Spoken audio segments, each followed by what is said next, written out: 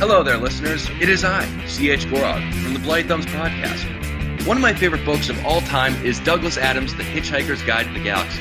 Now, while I love reading the book, sometimes I don't have the opportunity to do so. So instead, I like to go on to audible.com and download the audiobook, narrated by Stephen Fry himself.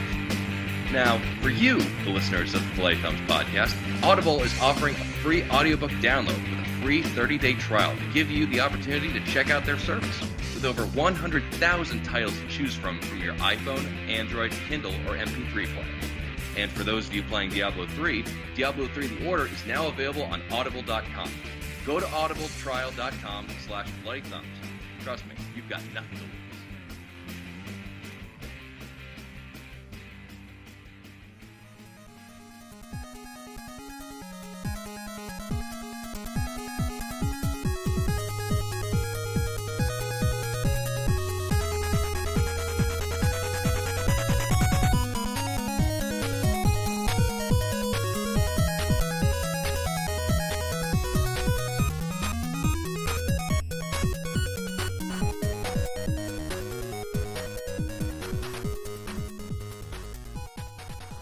Into the fray. Into the fray. How you doing, everybody? Fantastic. Excellent. So, Splinter, what? This is episode, if I'm correct, it's episode 117, correct? That is correct. I actually remembered this time. I actually did. Yeah. Do you know which character that references? 117? 117. I'll give you a hint. He's 6 feet tall, he wears battle armor, and he is an incredibly competent fighter in the field of warfare. Is it Mr. Master Chief? No, it is a Guybrush Threepwood from Monkey Island, but thank you for playing. Now, I wanted to tell everybody that I am just more than excited that 117, you're actually right, it does reference Master Chief, but I wanted to drag out the joke a little bit longer. Halo 4 is coming up, and everybody should go check out the fantastic trailer, actually produced by David Fincher. Not actually directed by him. I think he has another cohort there. But go check out the trailer just because it looks fantastic. And if you have some extra time, you don't need to rush out and see it. But part 3 of the Halo, not Landfall series, but the Halo Forward Unto Dawn series, because now it looks a little bit more exciting than what we had before. How's the dialogue? It's still really bad. It's like there's a love story that comes out of nowhere. It's like the Miranda Tate, Bruce Wayne love story in Dark Knight Rises, where they're just by proximity and plot convenience that they get together. It's not like it doesn't develop naturally. And there's a part where the soldier who we're following is asleep, and the girl is going through his brother's video messages, as his brother's out on the field of battle, and so she's just going through his messages without his permission. He wakes up and just goes, "What are you doing?" And she just goes, "Oh, you shouldn't let this stuff weigh you down. You shouldn't be worried. You shouldn't be thinking about all the stuff that your brother had out there, and these messages. They don't need to weigh on your conscience." The next thing I would say is, "Bitch, slow your roll. Step off the computer. You have no right to get there." But no, just whatever. He's apathetic to the point of being. He's kind of like Nico Bellic in that way, where it's except for one or two flourishes of character, there's almost nothing about him. He's pretty much non-existent. Very neutral. I guess he's the Sam Worthington of Halo short video characters. Ah, yeah, that puts a picture right there in the people's minds. Or get a good sense of his character. Yeah, what a paranoid chick. I mean, that's like all crazy ex-girlfriends. Ain't that the truth?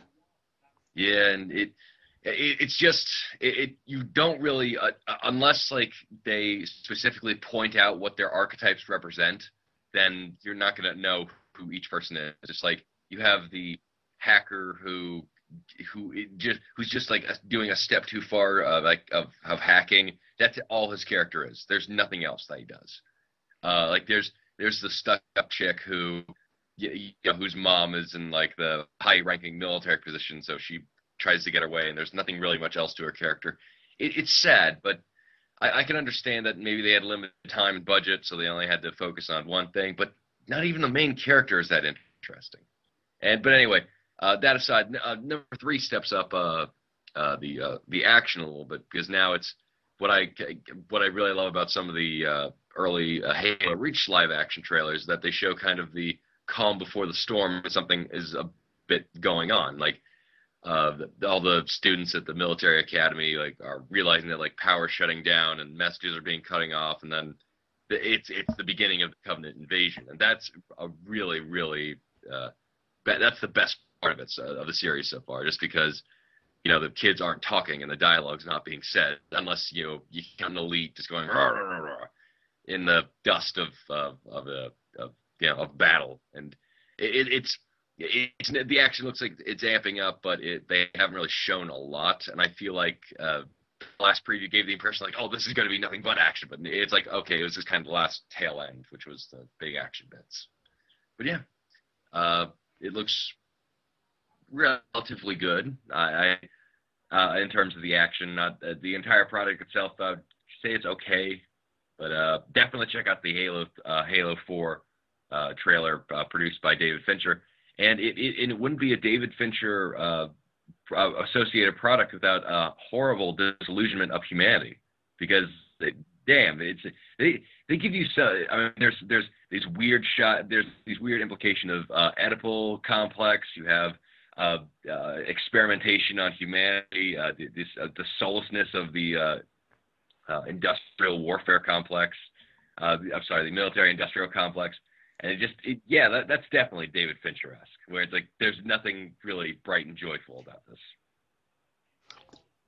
Yeah, I was going to ask you about that during the show, but you beat me to it. I'm glad you enjoyed the live-action trailer. We do get a lot of those with some recent release titles, and I don't know how exactly you feel about that as a whole. It's I think I find it interesting sometimes when they pull it off really well, and just other times it's a bit too forced or not well done, and just you're better off just showing off gameplay footage than.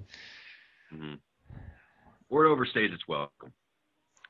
Yeah, that's a good chunk of the ones that do get put out, especially especially maybe not notable titles that have high notoriety on people's lists tend to do that. Mm.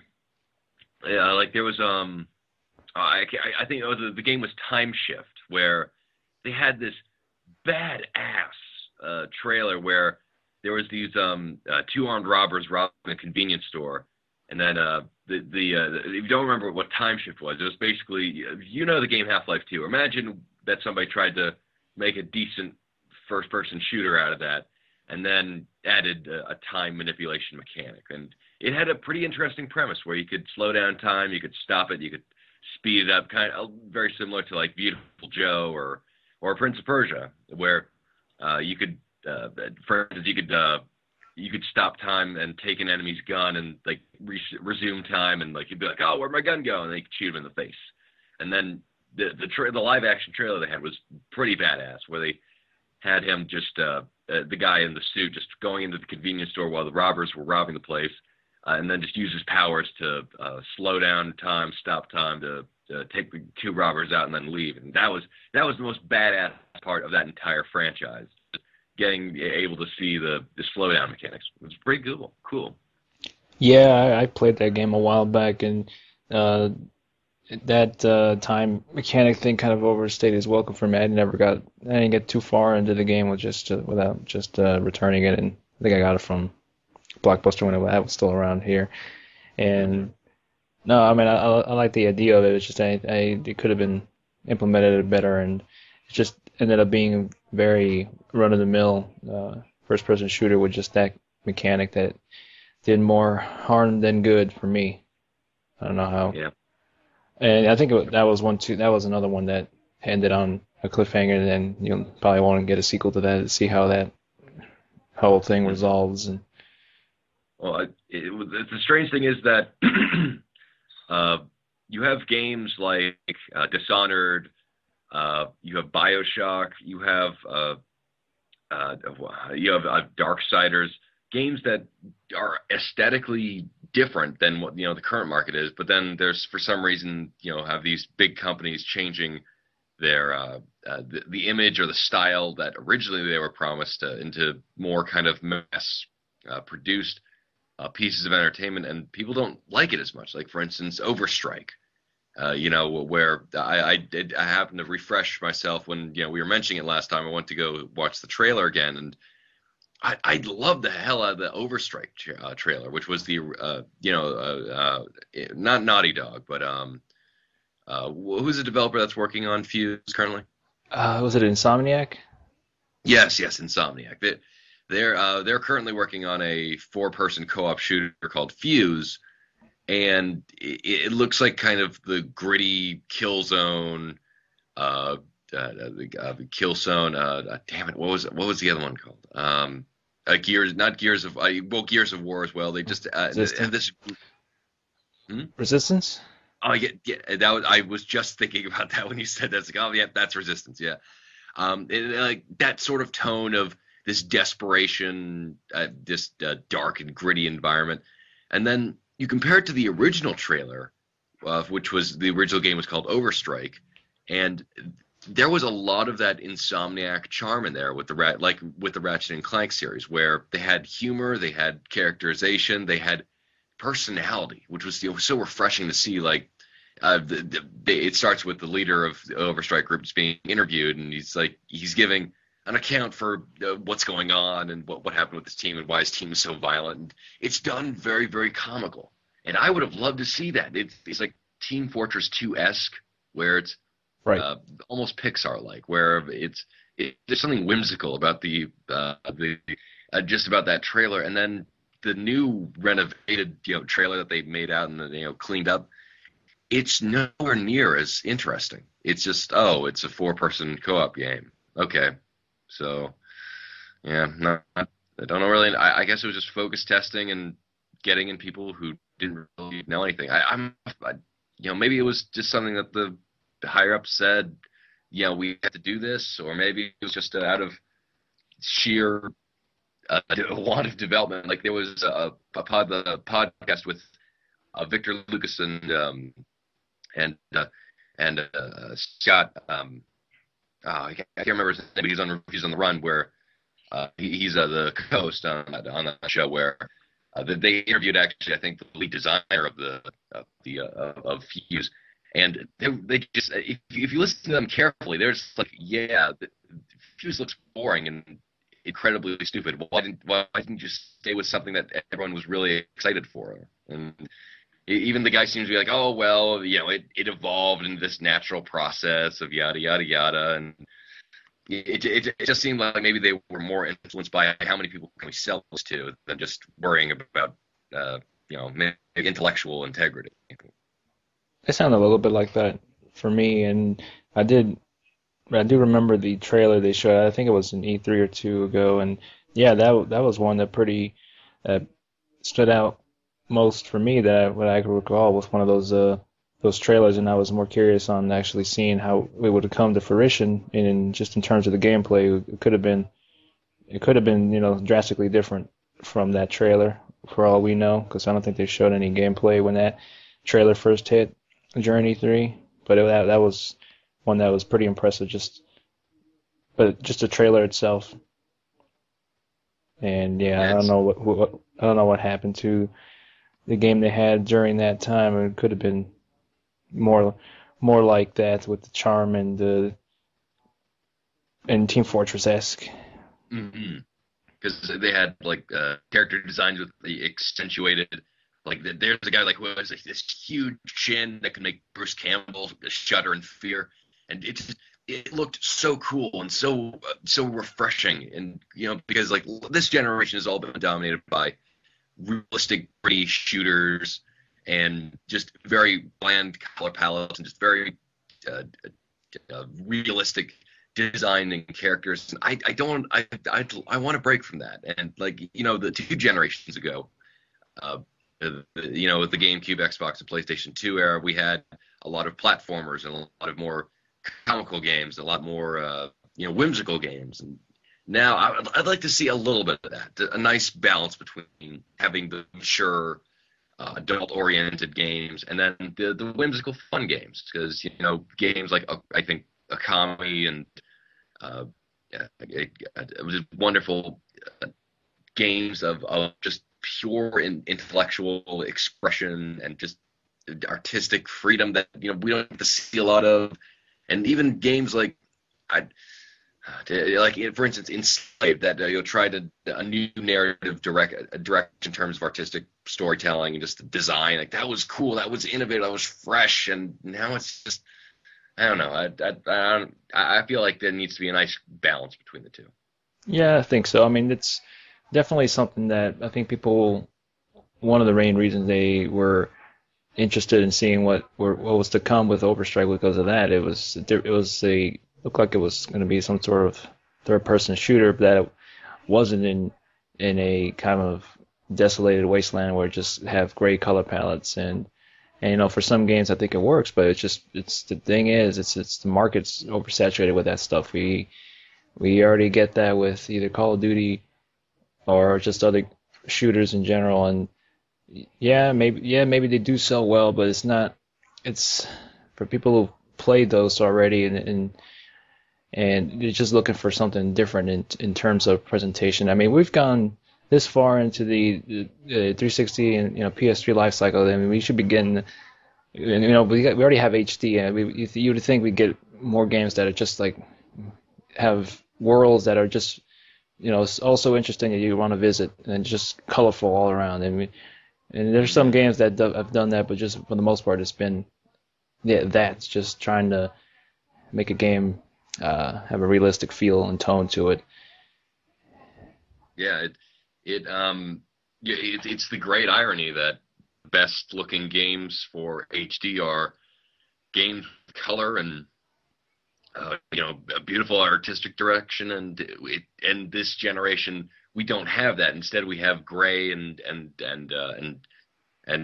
brown and muted colors and very somber looking things. Where we have games like Flower, which really showcase the ability to have just this beautiful, just show almost like paint-like quality to their aesthetics, and just it's really, really unfortunate that we're just kind of stuck in this rut of having realistic shooters. But the problem is that I don't think it's even.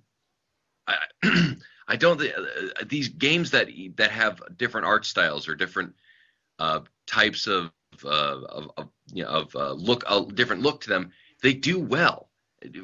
In some cases, like for instance, you have Borderlands, which had the cell shaded comical styles about it that wasn't serious at all, and it sold very, very well, and it got a sequel.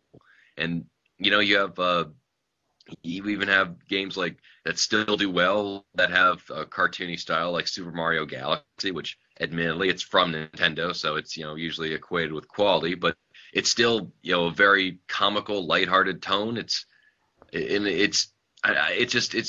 really confusing how that companies seem to think that they need to go gritty, and then when they do go gritty, it's not as impressive as the product that they had before. Like, for instance, going back to Time Shift, the original premise of it was a steampunk-esque universe, and which had pretty interesting a pretty interesting premise, but then they switched over to alternate future, dystopian future, which wasn't as interesting. So it's this weird kind of split between trying to appease the stockholders by going with what's popular, but then not realizing that if they went with what they were originally going before, they would attract more attention.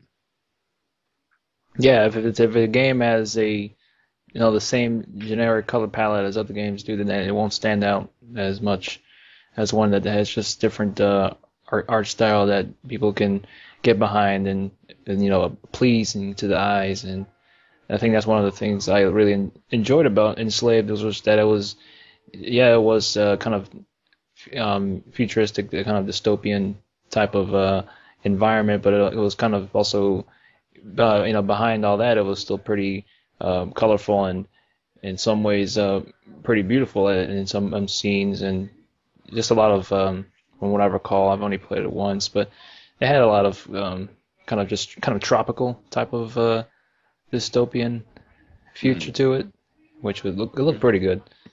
yeah. It I mean, you even have games like Joe Danger, which has a nice cartoony aesthetic, kind of like a Beautiful Joe, and that's done very well. But it's also done well in a different market where it's downloadable games. And frankly, if you want experimentation and you want to avoid the hassles of being a AAA developer and trying to appease the entire market, do that. Just release smaller games on a smaller budget with a smaller team who needs to work within limits. Because when they work within limits, that's when they get really creative. And for instance, I think that would be probably the best thing for the Resident Evil series to do right now, just because you have this bloated budget of a game where they have a 600 plus development team on who just didn't quite grasp the concept of having focus and story direction, because you have four different campaigns that are all trying to have a different tone to them, but none of them seem to be that well developed in terms of the other one. In fact, the best campaign that people have been saying is Leon's campaign, but only just because it is the most like just classical Resident Evil type of survival adventure, while the other ones are just trying to ape on the kind of popular, the more popular styles of the action genre right now. And frankly, I would love to see maybe a smaller development team work on a downloadable Resident Evil game and give it their best.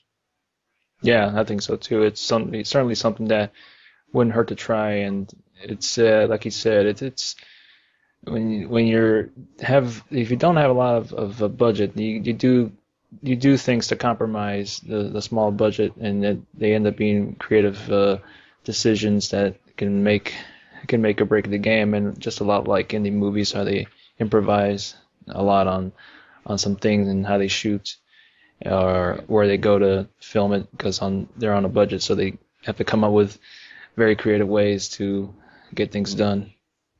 Hmm. And like for instance, most famously, the Silent Hill series that because of their limitations with the hardware, they had to incorporate the fog into the Silent Hill landscape, but that added only to the terror and the tension of everything, just because you couldn't see what was coming in front of you, and because of that, that was really what almost is a staple mark of the series now, just that dense, terrifying fog that you can't see through, and that came purely out of the limitations. So I feel like when you have creators who have this big budget and all the time in the world and just absolutely multitudes of people working on it, they run the problem of being too complacent, where they don't challenge themselves enough to say, okay, what can we do that's even bigger or better? How can we work within limitations? What can we show off that we haven't been able to show off before? Which is kind of one of the reasons why I wasn't a big fan of Gears of War 3, because it seemed very complacent with everything that it had going for it.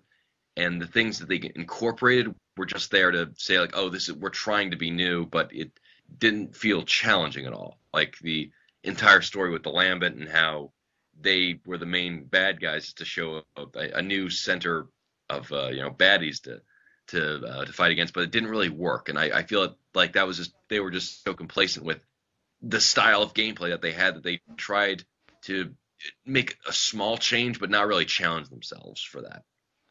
Yeah, I also think that some big budgeted games kind of lose focus on what they really want to do with a particular game, and sometimes miss the very simple and obvious parts. Like Resident Evil 6 had uh, it just didn't the main problems I've heard is that the basic stuff they couldn't get right. If I'm trying to recall which one it was, but I know that basic things like the aiming was just a little off sometimes, and just the basic things that should be uh, not an issue with most games are sort of an issue there.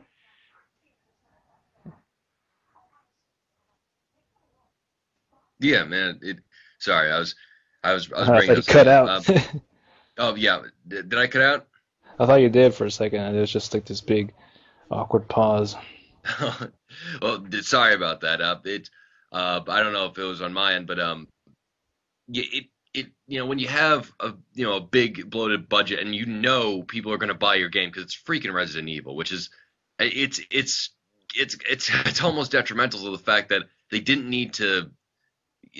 I know developers probably had thought like over at Capcom saying like, oh, we need to make this broader appeal to the West, but you don't understand with a franchise as big as say Final Fantasy or Resident Evil, if you stick to your guns and try to make an experience that is true to the core of the series and not just trying to pander to any other demographic, you're still going to get the people to buy it. I mean, for instance, Resident Evil 6 has not been well received by a lot of critics.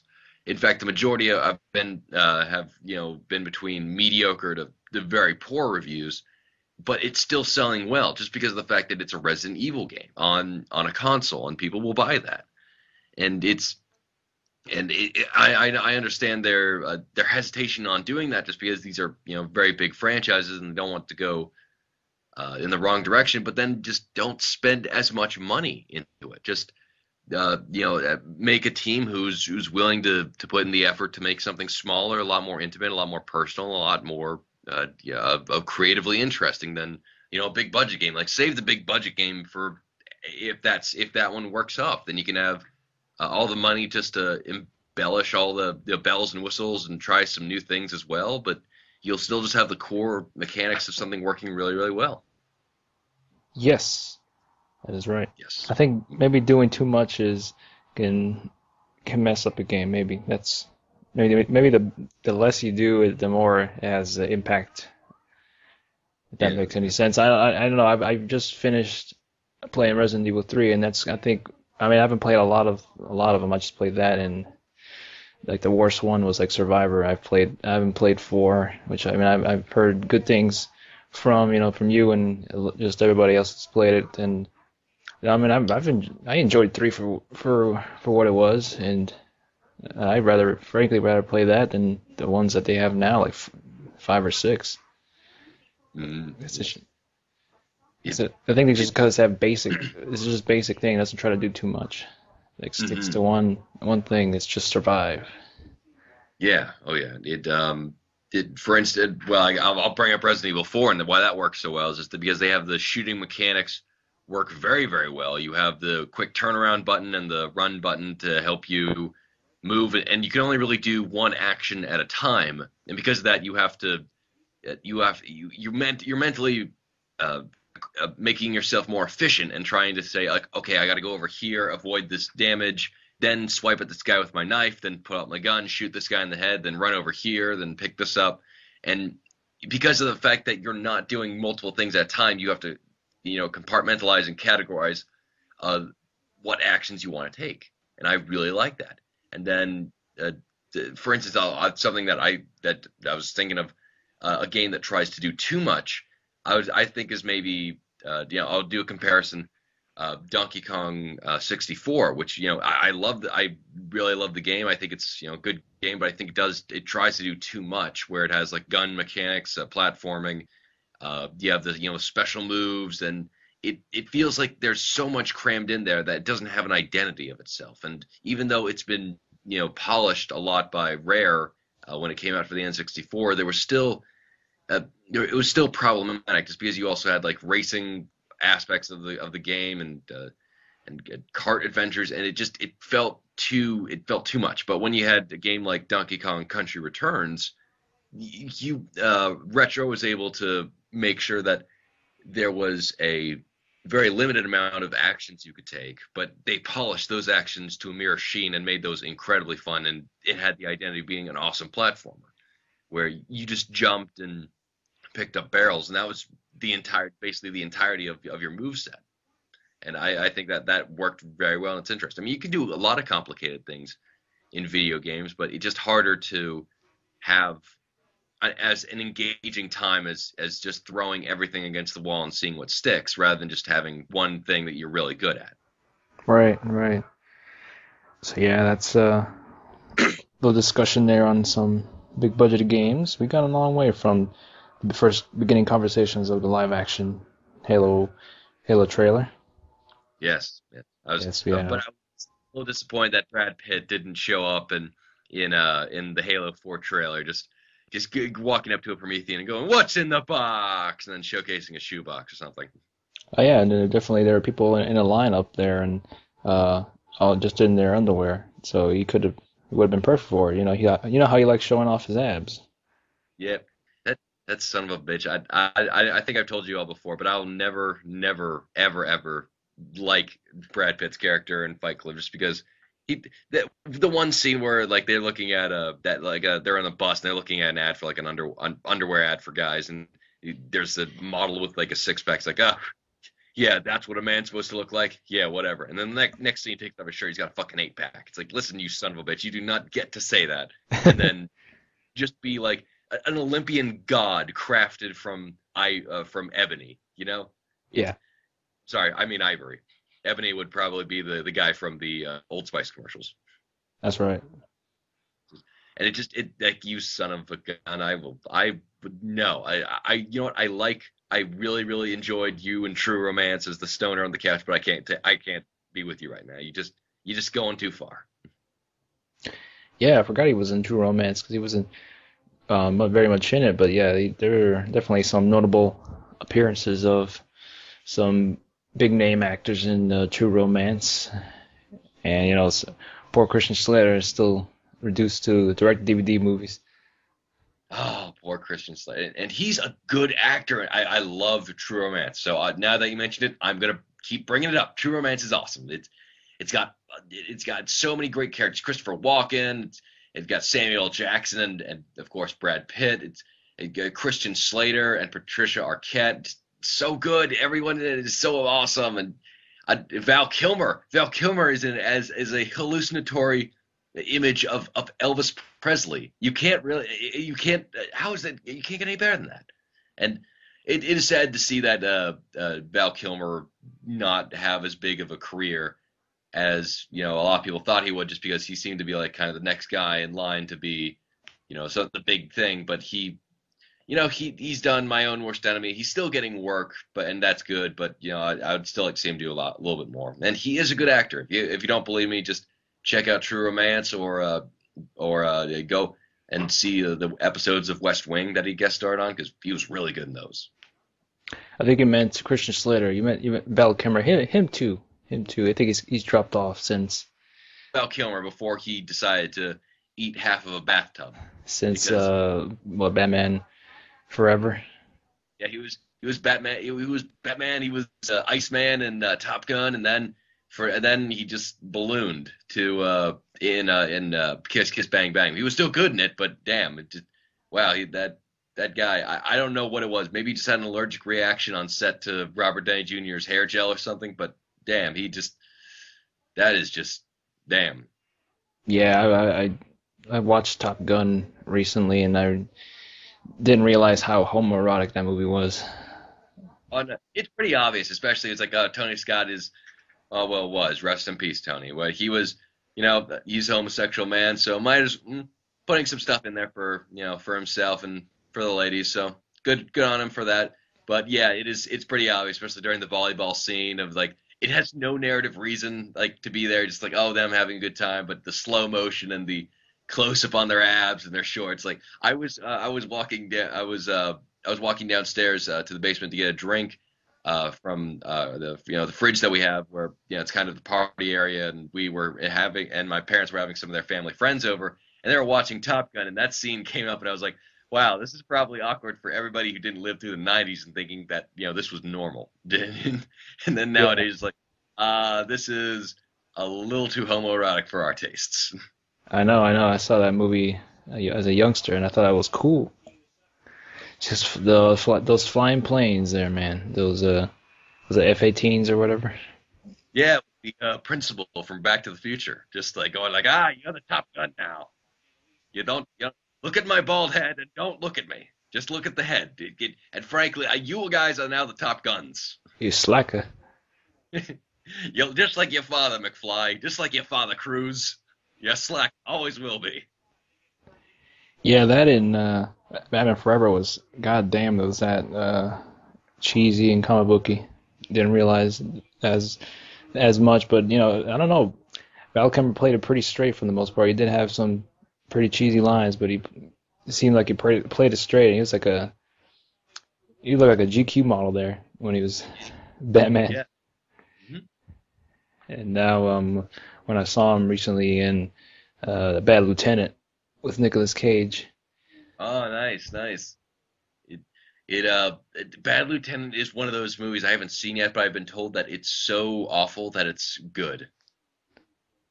No, I thought it was fine. I haven't seen the original. I've only seen like the best scenes of that one with Harvey Keitel.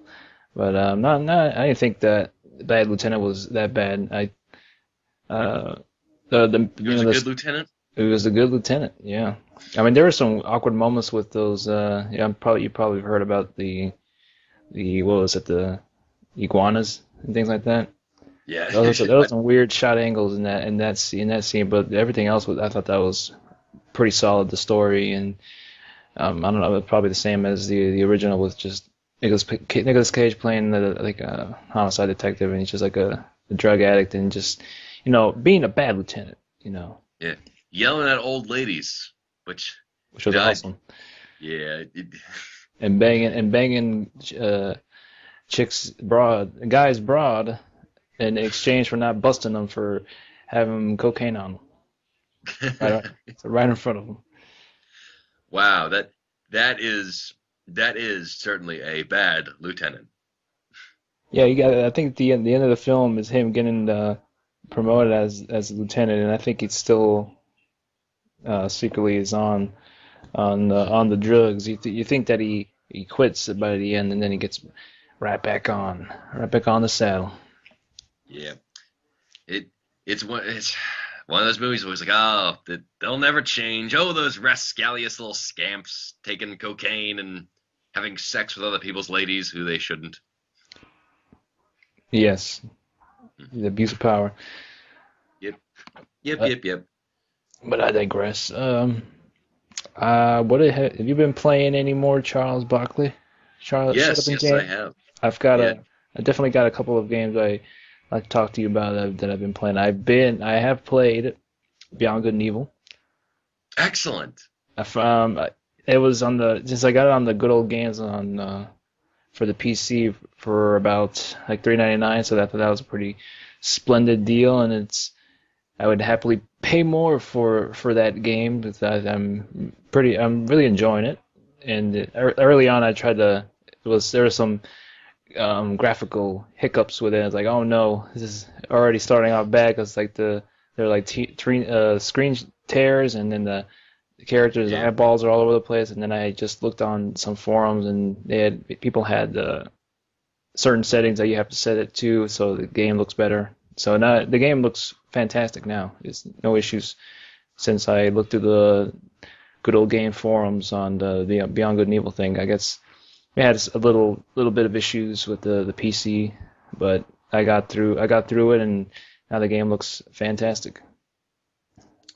wonderful. I mean, it definitely has one of those great art styles, and just honestly, it's just one of the most kind of creative looking worlds imaginable, where it's anthropomorphized, animal people, but it doesn't feel as kind of obvious as maybe like a Disney version of that, where have just like lions like acting, having human looking features. It's like a crossbreed, almost like the Jeff Goldblum Brundlefly sort of looking almost, where it's like they have they almost have more animal features than human features, but they look human just enough to satisfy the idea that okay, they're people. Yeah, they come off as real people, and not like sometimes with Disney characters where they'll have they'll just do things that are, I guess, um, relative to what their animal is. So Mm.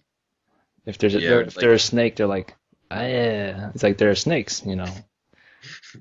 yeah, exactly. They're basically, if they're a snake, then they're obviously going to be played by Steve Buscemi.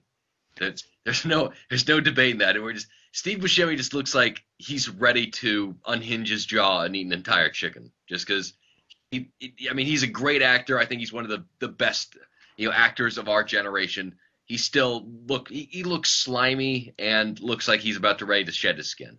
Yeah, and certainly had one of the best scenes in Reservoir Dogs with the tips. Oh yeah, I mean, playing the smallest violin in the world, and also just being the only one who's a professional around here, Oh because yeah. apparently no one else is gonna be. So, and just at the very end where everybody's like shooting each other, he's just like, oh fuck this, I'm out of here. And he just kind of slowly sneaks away as everybody's getting shot and killed. Yeah, yeah, that's Steve Buscemi for you. Mhm.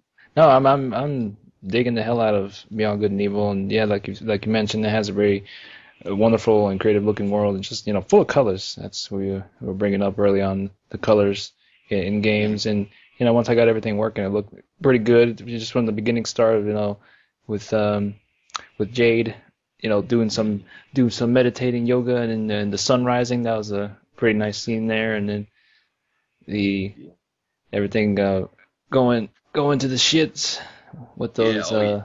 I forget the names, and then trying to get the It, power back on the tower, I think.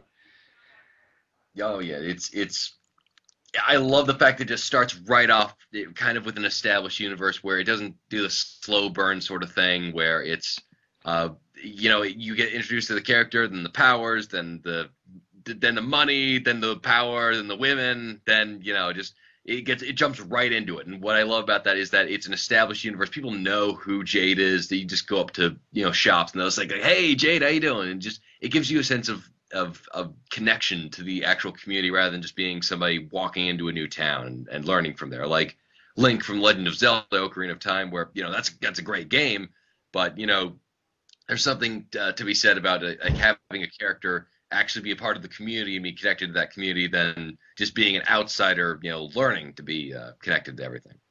Oh yeah, that's certainly a different change of pace for me on that aspect, and it was cool to see that as you progress, you learn new things, and taking pictures to get some extra money and some pearls.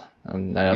I think the pearls are gonna be coming into play pretty big as I progress. It's just Oh yeah. collected some pearls and things like that, and I think I got as far as what is it? Penge getting taken away. So it is getting Mhm. really good. I'm gonna see what comes up next. I'm digging the just the simplicity of the combat, and just the characters are good, and almost everything about it is pretty good about it. And I sort of like the stealth missions in the game. I get sometimes I messed up and the controls got the better of me, and then but it's not very punishing in that aspect when you get killed or anything like that. So that's a good thing. Yeah. It's it's one of those games where it's not like anything. It's similar to other game concepts, but it really is its own thing. Kind of like a lot of Suda 51 games, like Killer 7, where it has aspects of these different games, but it combines them in a way which is really just a fascinating combination. So very postmodern on Ubisoft for developing Beyond Good and Evil, like as it is. Yeah, I like the fact that they mix it up a bit. There'll be puzzles and some platforming and stealth missions, and doing some having Hovercrafts. some hovercraft shootouts. Those are fun, and Mhm. I'm digging it. And Jade is quickly becoming one of my favorite female protagonists. So Yeah. Well, I mean, it's also she's also a very groundbreaking female protagonist in the fact that she's not just waltzing around in a metal bikini. So that's some new direction right there. that's right. I mean, her and Bayonetta are my top two. Yeah, yeah, but you're gonna be really surprised when she starts summoning demons with her hair. So just be prepared for that. It's in the director's cut. Yeah. Oh yeah, the HD collection. Yeah, Yeah. I haven't compared it to the HD collection. I don't know how. I'm sure the HD collection looks a bit more polished, and then the controls are all mapped out nicely because I actually go beyond the depths of the internet world to try to map out the controls, because I'm playing it off of a 360 controller, and I figured it's a lot better than the mouse and keyboard. I've just never been too comfortable that way, and I had to use this program called Xpatter to set it all up, and just when you're doing actions on your controller, it'll emulate the actions you would do on the keyboard and mouse. So fortunately, someone had already did all the work for me, so all I had to do was just load up the profile of the game. So it just play it off of that, and not have to map out any controls. It does get a bit confusing sometimes because it says hit the space button to jump or something like that. It's like which button on this controller is the space button? I don't know. And then I mess up, but I've gotten used to it now. So I think I would have been better off doing it on the Xbox Live. It's only like 800 Microsoft points, so it's not too bad. I only had probably pay a couple of extra bucks than compared to the good old games version, but it would have saved me a lot of time. But regardless, it's I got everything set up nice and dandy, and it's been a pretty wonderful experience so far, and I'm digging everything about it so far. Excellent. I'm glad that you're enjoying some good old games goodness on a nice discounted price, and I'm also very, very glad that you're enjoying the Beyond Good and Evil experiences, because if I can get one person to play Beyond Good and Evil, I'll be a happy man. That or Psychonauts.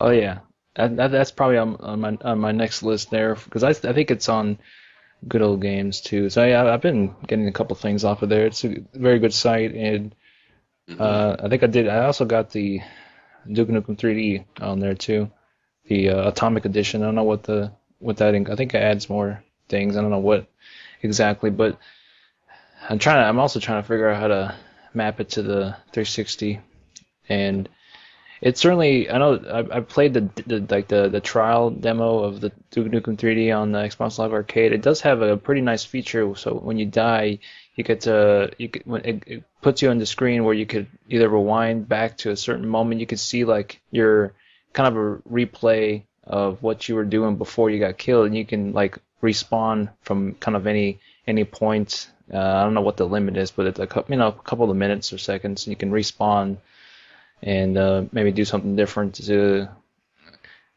kind of avoid getting killed again. So I thought that was a pretty interesting feature. It doesn't have that on the PC version, just the basic saving and quick loading. But I thought that was a pretty nice feature to add on to the 360 version of Duke Nukem 3D. It certainly gives you a nice incentive to actually purchase it and kind of replay through it again. And since the game wasn't really made for like widescreen, HD televisions, has that I think it's like the 4D display, and has the Duke Nukem,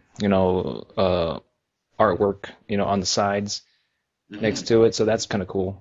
And I think they also have Duke Nukem Manhattan Project. That was certainly a different direction they took with the Duke Nukem games, it was basically a kind of platforming third-person side-scroller. That was pretty cool. Yeah. I think I have it on the PC. I played a little bit of that a while back. I haven't picked it up again, but that from what I played, that was pretty entertaining too. It's certainly a bit different than obviously the first-person Duke Nukem 3D, but that was cool. Excellent. I mean, it's always nice to go with franchise that you love and then get a little bit more bang for your buck. I have enjoyed, and also just quickly before I forget, I wanted to ask you, for the Duke Nukem Manhattan Project, you said it's now more of it was more of a platformer. Did that affect the shooting mechanics at all, or were they still there just with the platforming now? Oh yeah, there's shooting in the game too. You're just like jumping. It's like a side scroller. You go from left to right and just jumping around, and also sometimes you would go right to left too. It's just the basic Duke Nukem type of gameplay, but it's just like in a third person, side scroller gameplay, and you're still collecting key cards to get into the next area of the game, but you're just doing it in kind of side scrolling in a side scrolling presentation. I don't know if you've seen any footage of it, but I thought it ain't too bad. I thought that was a different different take to do with Duke Nukem 3D to mix things up a bit. Yeah, I, I do like different interpretations of gameplay if they work really, really well, like fan remakes, or for instance, they had the Halo 2600 game where it was just Halo Combat Evolved, but as if it was made on the Atari 2600. So there's only about 4 different types of colors and just like 2 sprites, and you'd think it wouldn't work, but from the gameplay that I've been able to see, it looks pretty awesome. And for the fact of the matter is that it's actually it was only done in very limited release, where it was handed out for a 2600 cartridge at special events, and so there's been whispers of it coming to the Xbox Live Arcade, or if they make it a free game, that would be even more awesome, just because it was done by one guy, and damn if it doesn't look damn cool. And, right. Yeah. The Manhattan Project and just the original Duke Nukem 3D are both, I think both have basically the same kind of goals you would do, like collecting key cards and shooting pig cops, but they're presented in a different way. One of this first person and the other is a kind of a side scroller. So that was interesting, and I've been messing around with some high resolution mods for Duke Nukem 3D, and I gotta say it's pretty impressive. I kind of wanted to play through the whole game with the mods. I mean, there's so much you could do with it. You can put your own soundtrack to it, and people have made their own soundtracks to the Duke Nukem 3D that you can throw in there, and you can have actual like triple X features to it. So like when you the first level, when you turn on the projector in the theater, you know how you see the babe dancing on the screen, but instead with the mod, the triple X mod, you just have the same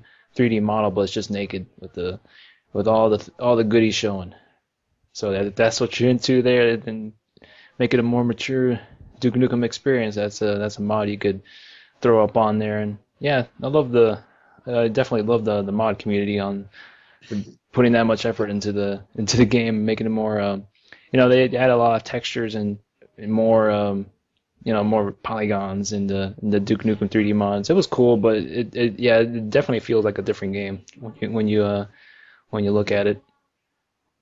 Well, it definitely seems like the modding community really is a collective consciousness of game theorists on the level of David Bordwell. Really, just looking at post theory and just enjoying the delights of intellectual stimulation of how much naked can we get this woman before it's too naked, and then they say let's go all the way, and then they put that in the mod. And I appreciate that very, very much. They are awesome people, and thank you very much, mod community. You guys make games worth playing after they're released, I gotta say. Oh yeah, definitely. I haven't gone too far into seeing the mods there. I've only seen just that early part of the game with the projector. I know there are a couple of little FMVs in the game as you progress through the I think second or third level. So I don't know how far they go with the triple X mod. I think there's that area I recall with either the strip club, and then I think before the strip club they have these areas where you can open the doors and you can see like porn on there. So I don't know how far they went with that in terms of the mod. I'm actually curious though. But I would love it if they just they had the high class mod where it's just like instead of a slideshow of like porn, they just had like a French film from like 1952 where it's all silent and none of it makes sense. It's like French experimental stuff. And then when you have the strippers go on stage, they actually just come out and start reading poetry. It's like, wow, this is the most classy Duke Nukem game I've ever played in my life. Yeah, they changed the dialogue and everything. That'd be cool. I'm here to theorize about life and chew bubblegum, and I'm all out of gum.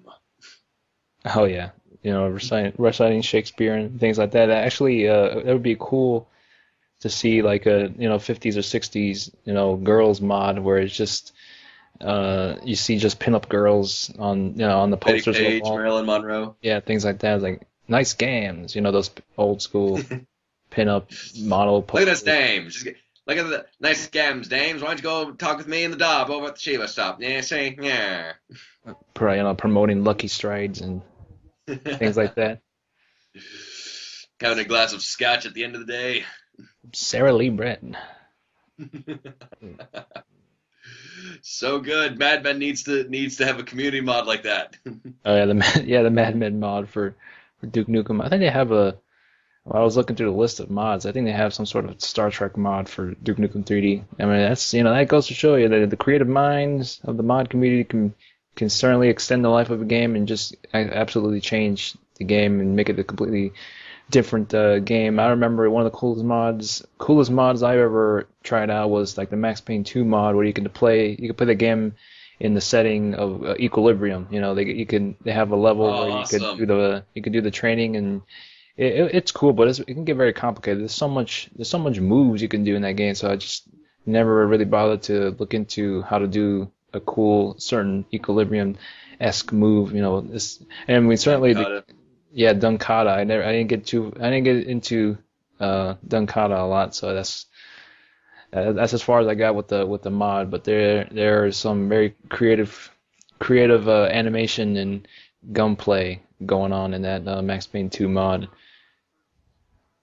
Lex, Very impressive. I think there's some footage on YouTube. It's very very cool, and they also I think that, they can also make their own game with that as well. They made some sort of kind of Mafia, like the first Mafia game, like the 40s, black and white. It was some sort of black and white 40s mod of Max Payne, like the first one. That was interesting too. hmm And that goes to show you that the modding for PC games is awesome, and there's definitely some cool ones out there now for Skyrim. They got so many of those, the Macho Man mod with him flying down and shooting. Oh yeah. Oh yeah, that was a good one. Just the beginning part of the game where about to get your head chopped off, and you can hear Macho Man in the distance. Like, what was that? What is this? Oh, You're going yeah. nowhere. I got you for 3 minutes. It's like, yeah, survive the Randy Savage dragon in 3 minutes. It just shows you how much talent and dedication there is in just the mod community. And speaking of mods and fan remakes of things and demakes of things, have you been looking at Retro City Rampage that much? I did have the opportunity to play a little bit of it, but not too much. I've only really literally played 5 minutes of it, but I did purchase that off of good old games, but I haven't gotten too far into it. I know that members of the Destructoid website are on there, ranging from Jonathan Holmes to Tara Long, and just all the kind of the Detoid staff there are in the game that you can play as. Yeah, a lot of members of the community, which is nice to see, of people getting shout outs to. I mean, the next best thing would be a fighting simulator where you get to pit Ken Levine and Cliff Bleszinski against Peter Molyneux and Jade Raymond, and just have just a grand old time. And you can also, for an assist trophy, you could have Shigeru Miyamoto just come back and just smile somebody to death, just blast them off the stage. It'd be awesome. Reggie Fils-Aimé, Mr. Caffeine, super move. Mr. Caffeine, I assume, would move like Sonic on the Chaos Emeralds, where he's so fast, he's faster than the blink of an eye, and then all you can hear throughout the entire thing is he's beating the crap out of you. It'd be the most annoying character to fight. Maybe they can make him like a boss and have him be as annoying and cheap as Shao Kahn. Yes, Shao Kahn in Mortal Kombat. It's Oh, and yeah, Retro City Rampage has a lot of community members, like even people like Victor Lucas and Scott Jones. I remembered his name now, and just it's nice to see that kind of dedication. But it's also incredible just because Retro City Rampage started off as a Grand Theft Auto remake or demake, like the original Grand Theft Auto, where it's the top-down perspective. And Right. so it's just this one guy who worked years on this game, and it's now its own thing, and it's filled with a bunch of references and a cover system, which I was completely surprised about. Where it's a love letter to people who enjoyed arcade style in the '80s and just kind of the 16-bit and 8-bit eras, and just having just a grand old time with as much vehicular and just any type of really manslaughter imaginable. And yeah, I'm very very happy that games like this get to be made, and it would probably be on the I would say it would probably be similar to Charles Barkley's Shut Up and Jam, where it's just somebody working their buns off trying to make a very intimate and personal game for them, and just it looks pretty awesome, and I can't wait to download it for myself. Yeah, only hope that before the end of the year we get some sort of 360 live arcade Charles Barkley Shut Up and Jam. That'd be the ultimate Christmas present right there. That would, but then again, I mean, Microsoft hasn't been able to actually pony up the money to get a Prince or Persia: The Sands of Time on the games on demand section. So I'm not sure how receptive they'll be to the greatest game of all time in terms of games that happen to star Charles Barkley. And So since it's a shareware game, maybe they just take it and post it up there. It's like, hey, why not? it's for free. It's for free. Why? Yeah, I mean, all they need is just the permission of the guys to do it, and then they could just make it for free. I mean, for goodness sake, they had that racing game that they put out for free on Xbox Live. Not Overstrike, but dang it, I keep forgetting. It was a really good racing game where you could also jump into turrets, kind of like Crimson Skies: High Road to Revenge, It's a, and it's a you bird got to game. either blast the crap out of people, to race in or whatnot, and just that was a really good game, and that was done for free. Whoa. Yeah, it was that, and that was a really good one. So I don't understand why they just can't just say like, "Oh, hey, it's Charles Barkley, Shut Up and Jam" for everybody who wants it. And to be honest, I playing Charles Barkley more and more. I think it's a really good game. You got your Cyber Dwarf there, you got hoops going on, and Oops. hoops, I and gotta I gotta I gotta play it more because I left off at the very traumatic and climax part of the game. You want to see what happens in the end. Will you find a cure for type 2 diabetes for hoops? Time will only tell for me because I need to finish it. Mhm. And now that I'm thinking about it, there seems to be certain fan remakes or games catering to retro style of taste, like for instance the Mega Man 9, where it had the retro looking graphics, or Retro City Rampage, or you have, for instance, Charles Barkley Shut Up and Jam, or Breath of Death 9, where they're all classic looking or retro looking games where you have very minimal 32-bit or 16-bit sprites with kind of hand drawn photos for close-ups whenever they're talking or something along those lines.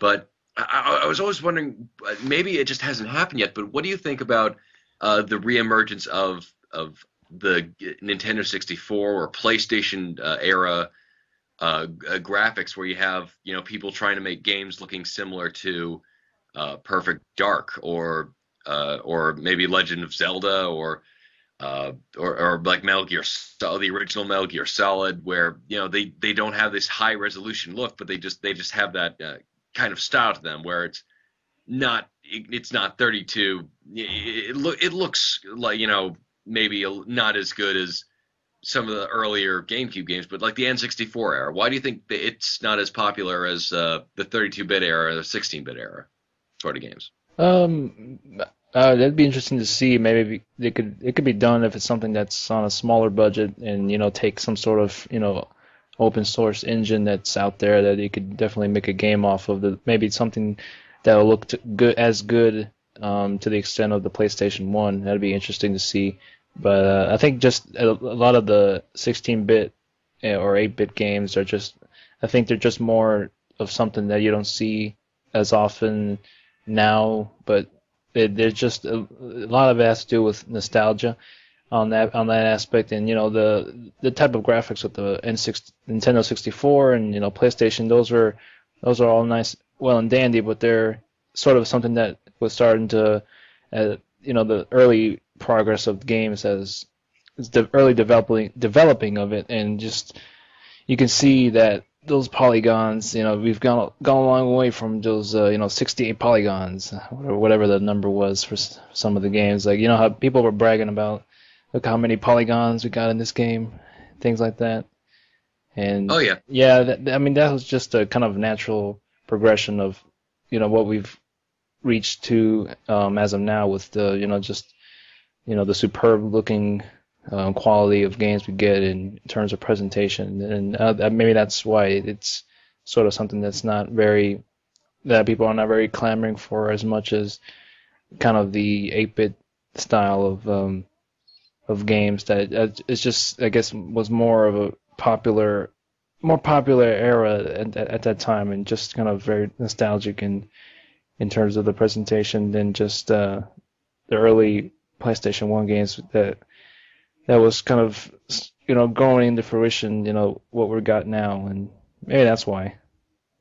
Hmm. But I think it is kind of that weird area where with the N64, where you could, or the PlayStation 1 and 2, where you could have not as good looking graphics, but it was done just because it was the most advanced thing at the time. Yeah. And that was the reason why people enjoyed it, as and while there always be classics like the Legend of Zelda series, like Ocarina of Time and Majora's Mask, or a lot of the rare games where it's not as beloved as the kind of retro games that by their very nature don't have to look very good in order to elicit kind of this appreciation of the world. Like, for instance, of Pokemon, which has it's been getting better looking as the years have gone on, but it's kind of still kept that same look about it, as well as the same style. And there's very little changes that you have to do with that era of 32 versus 16-bit looking games, where people will accept that and tolerate it. But because Nintendo 64 and the PS2 kind of graphics were bordering on the GameCube and Xbox graphics, it was just one of those things where people just it's just so close to that next generation that people said, okay, why doesn't it look as good as this instinctively? Just because you also have games like first-person shooters or platformers which don't look as good.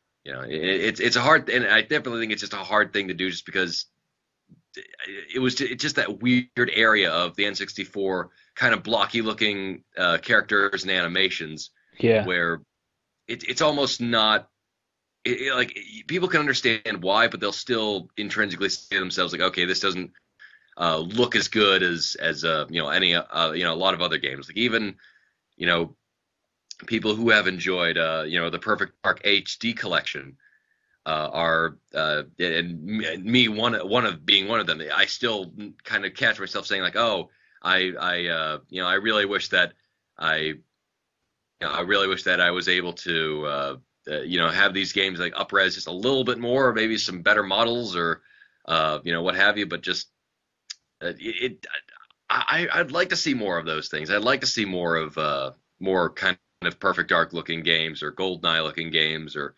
Legend of Zelda looking games. Or Metal Gear Solid would be great. Like, if somebody could do that. I'm sure there are probably mods out there, but it's always just made me wonder, why isn't it as fondly as remembered as the 32 and 16-bit era type of looking games? Right. I'm sure there are reasons for it, and I think more on the 8-bit style of games, or they're just more visually appealing than the beginning phase of what we have now with the Nintendo 64 and early PlayStation games. Those games were pretty impressive at the time, but just trying to go back to them, they're very hard. They're pretty rough to look at.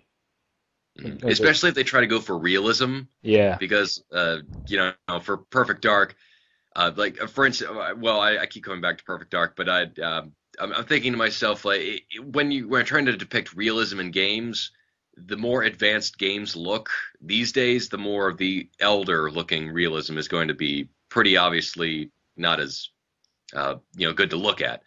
And you have, for instance, and then you also have if you don't have a good art direction, and that was kind of what the 32 and 16-bit era sort of games needed, where you needed an interesting art direction to catch people's attention. So maybe that's why they're a bit easier to understand and appreciate than the Nintendo 64 and PlayStation era, where the kind of the idea of the most realistic looking game was the touted on the quote on the back of the box, as it were. Yeah, maybe also a lot of the groundbreaking games were the ones that had come out during that era of 8-bit games like Mega Man and those SNES games, were just a lot of those big like Mario games were the ones that people I guess were exposed to, were the kind of the games they played early on, or I guess that's has something to do with it. And just again, it's I think it's more visually appealing than playing a PlayStation 1 game to me, because when I was playing Resident Evil 3, I just felt like, yeah, I mean the gameplay is pretty decent, but it's not very pleasant to look at. It's just, and I thought for a PlayStation 1 game, I thought the atmosphere was good, just like the environments for the most part were good, but and I mean they're very different from the character models, because the character models, they're all the blocky kind of polygons, and just the environment is kind of I don't know what you would call it, but it's a very different type of looking texture that's not polygon, so they're both kind of very different. So that's what kind of made it more interesting to play through, because that was what the the environment was, and it made it a bit more interesting to play through, and a good atmosphere, and also the music helped as well. But I can't think of a lot of PlayStation 1 games that I would like to see be taken and done into like a newer game like now. It's just not very visually appealing. I think that's one of the big reasons why. But I'm not one for graphics myself, but it's just that one was pretty rough, and it's like I said before, it's just one of those things where it was the early beginning phases of what we've got now with games. So I can't think of any games that, I mean, I would say more often than not, people that have played, either Nintendo 64 games or PlayStation games would rather see the games that they liked a lot playing the first time around be remade most of the time. Yeah. Like Resident Evil the original Resident Evil got a remake, where on the GameCube, where they had the same control scheme but updated voice acting and graphics, and that's what they also did for Halo Combat Evolved Anniversary. But what I love about Anniversaries is that you could switch between the new engine and the old one, just showing you just kind of how far that the industry has come, and just how how much difference a couple less than a decade makes, just of enjoying everything that you've got now with the gameplay that you had then. That's right. And I'm sorry. Yeah, I mean I know Capcom did release a while back. They did I think Mega Man. They did Mega Man 8 or 9, whatever Mega Man we're at, but they did release it for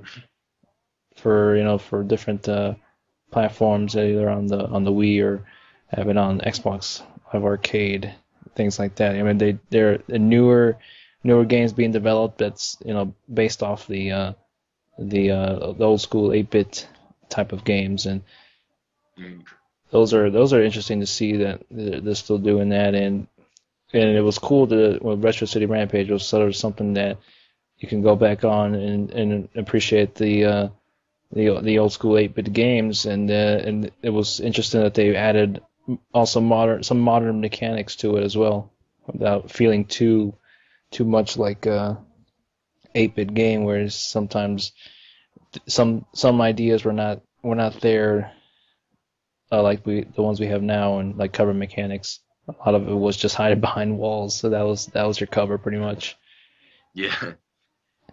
You're like, you don't want to get shot by bullets, then just duck underneath a pillar or something like that. Like, don't stick your head out too far. Then, like, have you ever seen GoldenEye? Like, you're basically just either running and gunning or side strafing around the enemy AI who's just kind of standing there and shooting you. So you better watch out.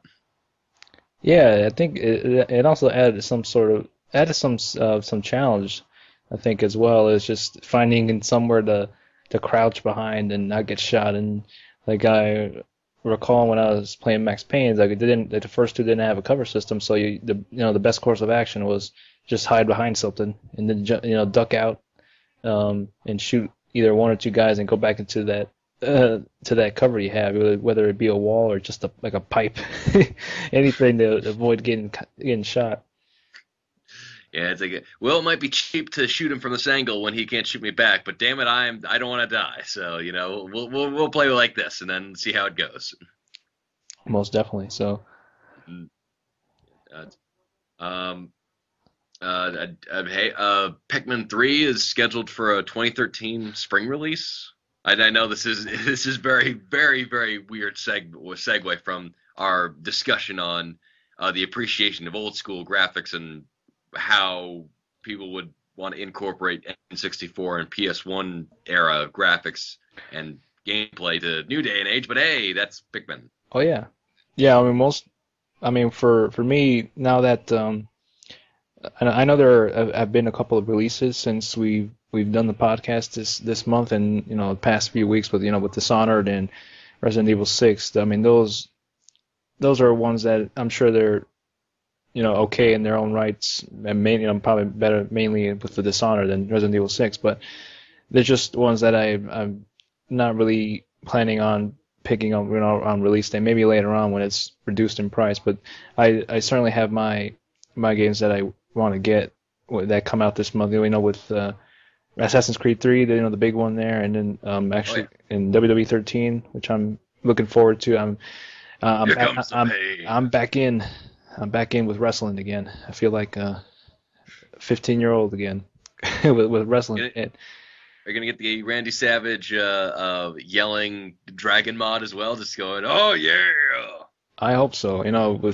With wrestling games, it leaves a lot to your imagination, and also for the community to do the work for you with creating just the most awesome and just random wrestlers that you could download, simple as that. And I want to get Superman in there, to fight against Randy Savage. That'd be cool. Jack Thompson. Things like that. Oh yeah, Jack Thompson, if he's in there. Or else he'll sue you. Just be careful. Oh yeah, that makes sense. And yeah, I mean, I've been giving a lot of some older games a shot that I've made that I probably wouldn't, that I haven't played at all, because it was a different time. I was a young lad. I didn't have youngsters maybe in the 40s would probably be working, but I was one that was asking for games but didn't get a lot of them. So I didn't get the chance to play, the classics of yesteryear. So I played a couple of Mega Man games and things like that. And during the time where where I won't pick up some newer games until the ones that I actually look forward to and playing. And also during the gaming drought too, it gave me an opportunity to just play some older games and appreciate them for what they are, like Beyond Good and Evil, and and even some modern ones I didn't play. I played some little of Super Meat Boy. That's pretty good. Mm-hmm.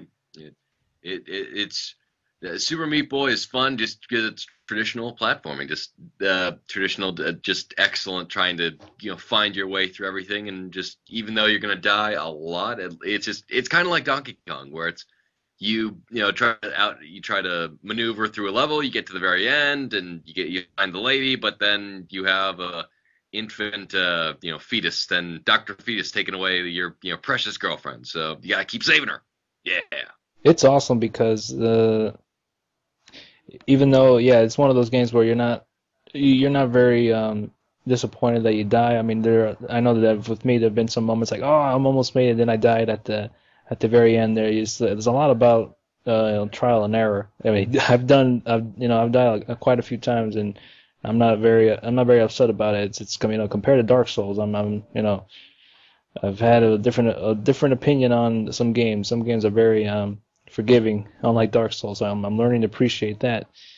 And it's just one of those things. You do it over and over and over again. You're gonna get it, and you're gonna get far into it more than you did like early on. And it's very cool to see once you beat a level, is to see the replay. You can see all the times you died, and you see the replay of that, and just all the multiple Meat Boys that you've played, attempted as, and died. And it's just cool to see. And then once you see that last one reach the end, that's just very, very satisfying to watch. It's like after you beat it. Yeah. It's it's great that platformers are still staying strong to this day and age, and with Team Meat, they certainly have a sixth sense of humor of eviscerating your character as many times as possible, and then just showing then that just makes the kind of victory all the sweeter, just because yay, I maneuvered through all these dangerous spikes, yay. Definitely some masochistic levels in there. Oh yeah. And we also, speaking of masochistic things, it's hard these days to get funding from publishers to do what developers want to do creatively. And speaking of Meat Boy and all these, and Retro City Rampage, and all these developers who are struggling to establish themselves as well as make new IPs, and with the money that they have, fortunately, we have a good bit of good news for those of you who have been following Obsidian's Project Eternity game. They've just made about nearly $4 million in just and it's time to make to fund the game. So it looks like their game is just going to be there is well funded, and I can't wait to see what comes out, what product they turn out. Just because Obsidian has been a very good developer in terms of its writing staff, because they are the ones who did the Knights of the Old Republic 2, the Sith Lords, and I can't believe I'm forgetting about this. Planescape Torment, that was the one. And Fallout New Vegas, where their games have been always lauded as being kind of buggy, or their action is not working, but they've always been great writers. And I'm looking forward to the next game, because it's focusing a lot on spiritualism and the idea of the soul, and what does that mean to a society that embraces that idea. So I'm looking forward to it, and I can't wait to see what turns out next. Do they also do Alpha Protocol? Obsidian, I think that was another group. I don't quote me on that one, just because I want to say that the guys who did Alpha Protocol were actually a company that went under. So I'm going to look it up kind of quickly just to see if. Yeah, it's like a word association for me. I don't know why when I thought Alpha Protocol, I don't know why I thought Obsidian. Maybe. Yeah, no, you're right. It was Alpha Protocol, but I think it was just that. I mean, I've heard that. I mean, yeah, the gameplay is a bit buggy, but like you mentioned before, they're pretty good with the writing. I mean, I heard good things about the plot of the game. It's just the gameplay's faults was mostly overshadowed. I mean, the plot was overshadowed by the gameplay faults. Yeah, it's I mean, but it's $10 right now, so that's a steal for anybody who wants to go maybe order out from Amazon. And you can, I guess you could say that this is a divisive game, just because the first most helpful customer review is someone that says, I really hate / love this game. So you can imagine that it's probably one of those things where, does the good aspects outweigh the bad, and will that push you on through? Right, yeah, I've seen some gameplay and it doesn't seem something that I would be up for dealing with, tolerating mainly because I mean, some footage I saw was pretty bad. Like you trying to get a shooting a guy, very close, and it was missing at all angles. I don't know. It was awkward, but I don't know. Maybe some people could find a good fine line with the game. Even you can overlook the bad. It, it it's Alpha Protocol definitely looked like one of those ones that was very experimental for its time in terms of just what you could do, and it looked like a bit like Mass Effect, except it had the timing. It had more like the of the limited time dialogue, like Walking Dead, Telltale's Walking Dead games, and Yeah, those are cool. it yeah And it looked interesting.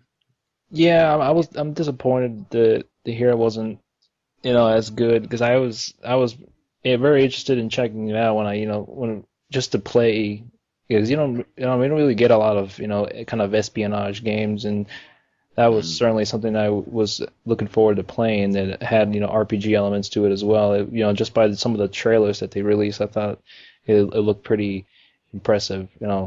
Granted Oh that yeah. some of those were CGI ones, but they're very impressive regardless.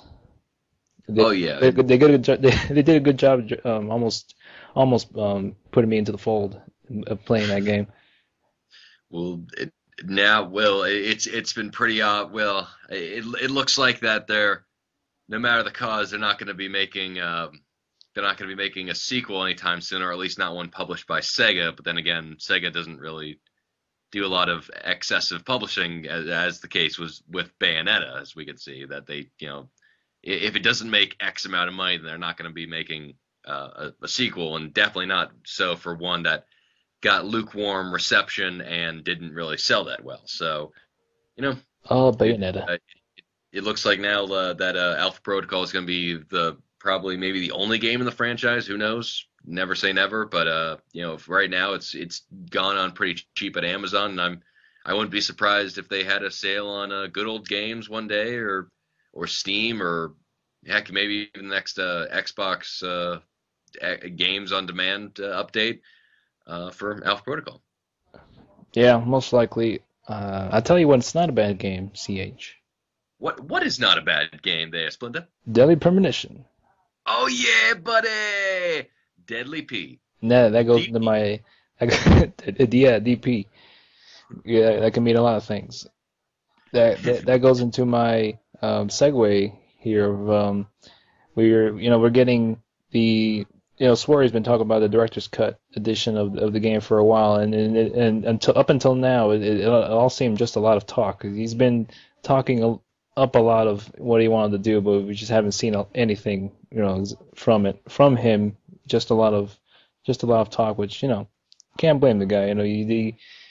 He came up with a pretty good game that's got, for the most part, it was, I don't know. I mean, some of the reviews I've seen that are on Wikipedia, a good chunk of them have been mainly positive, and a few negatives, and yeah, it's one of those divisive games as well.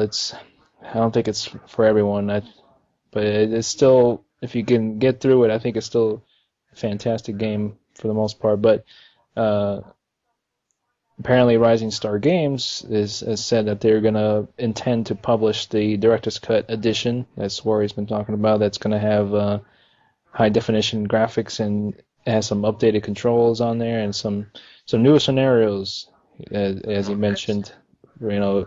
Being exclusive for the PS3 early next year, so early 2013. We're going to be getting not 360, but PlayStation 3 owners will be getting the director's cut edition of Deadly Premonition.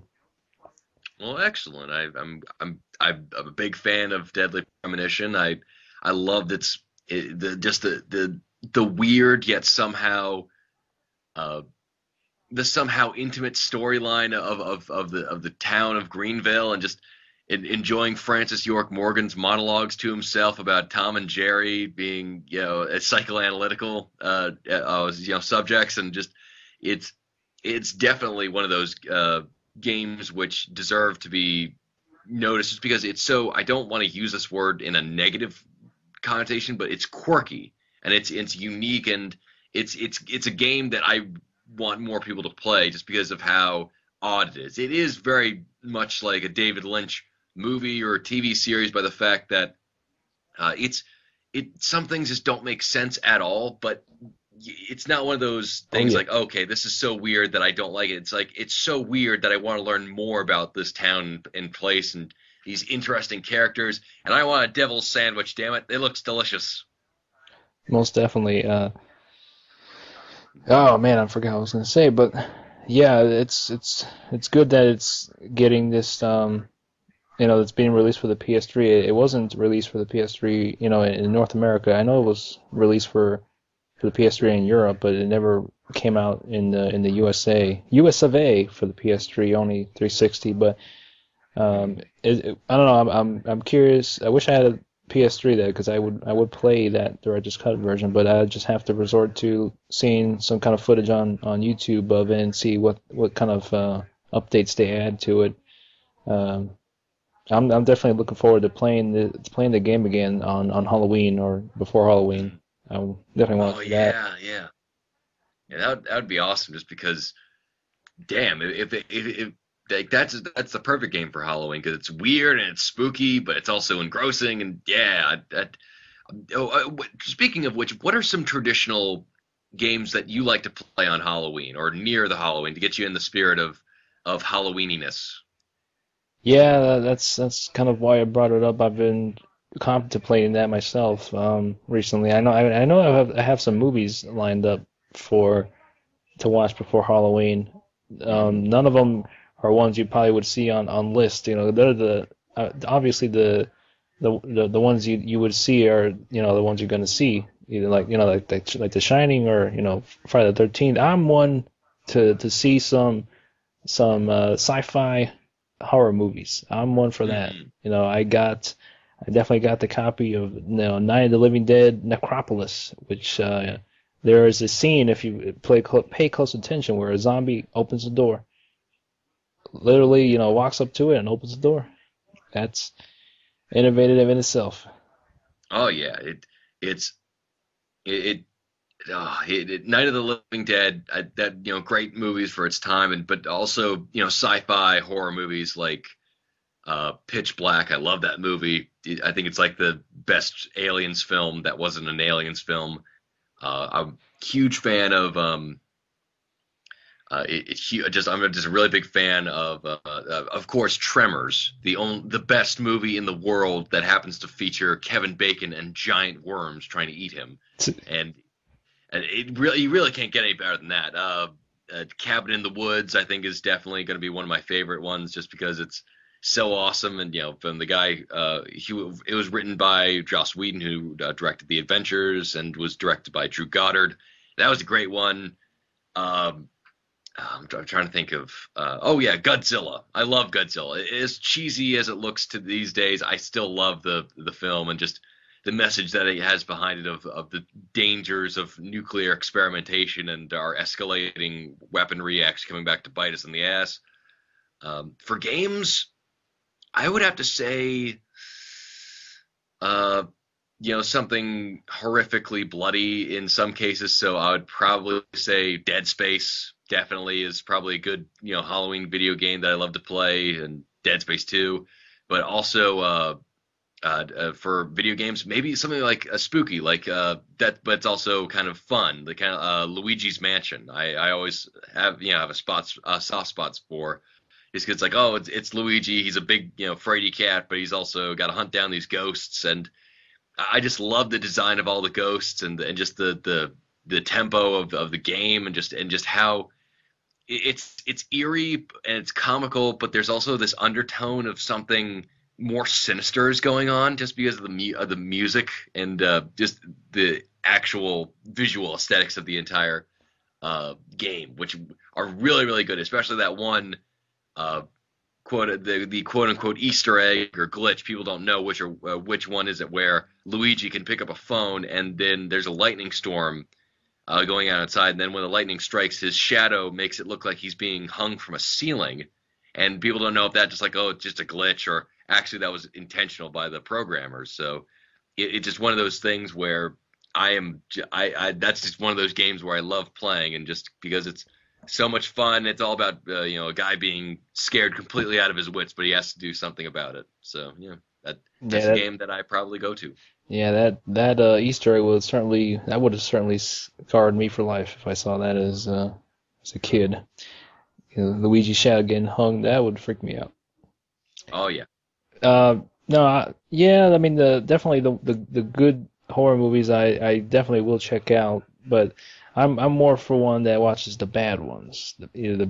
So I mean the so bad it's good type of things. Maybe some maybe I'll do the same for games. I've already played Resident Evil 3, which is not a bad game. It's good. Maybe the early Resident Evil games probably you could play for Halloween, and if you want to go into the fray on the bad Resident Evil game, maybe the Resident Evil Survivor. That's very it has a terrible dialogue in there, and and some bad gameplay design choices as well. But yeah, I'm sorry. Would you hold on one second?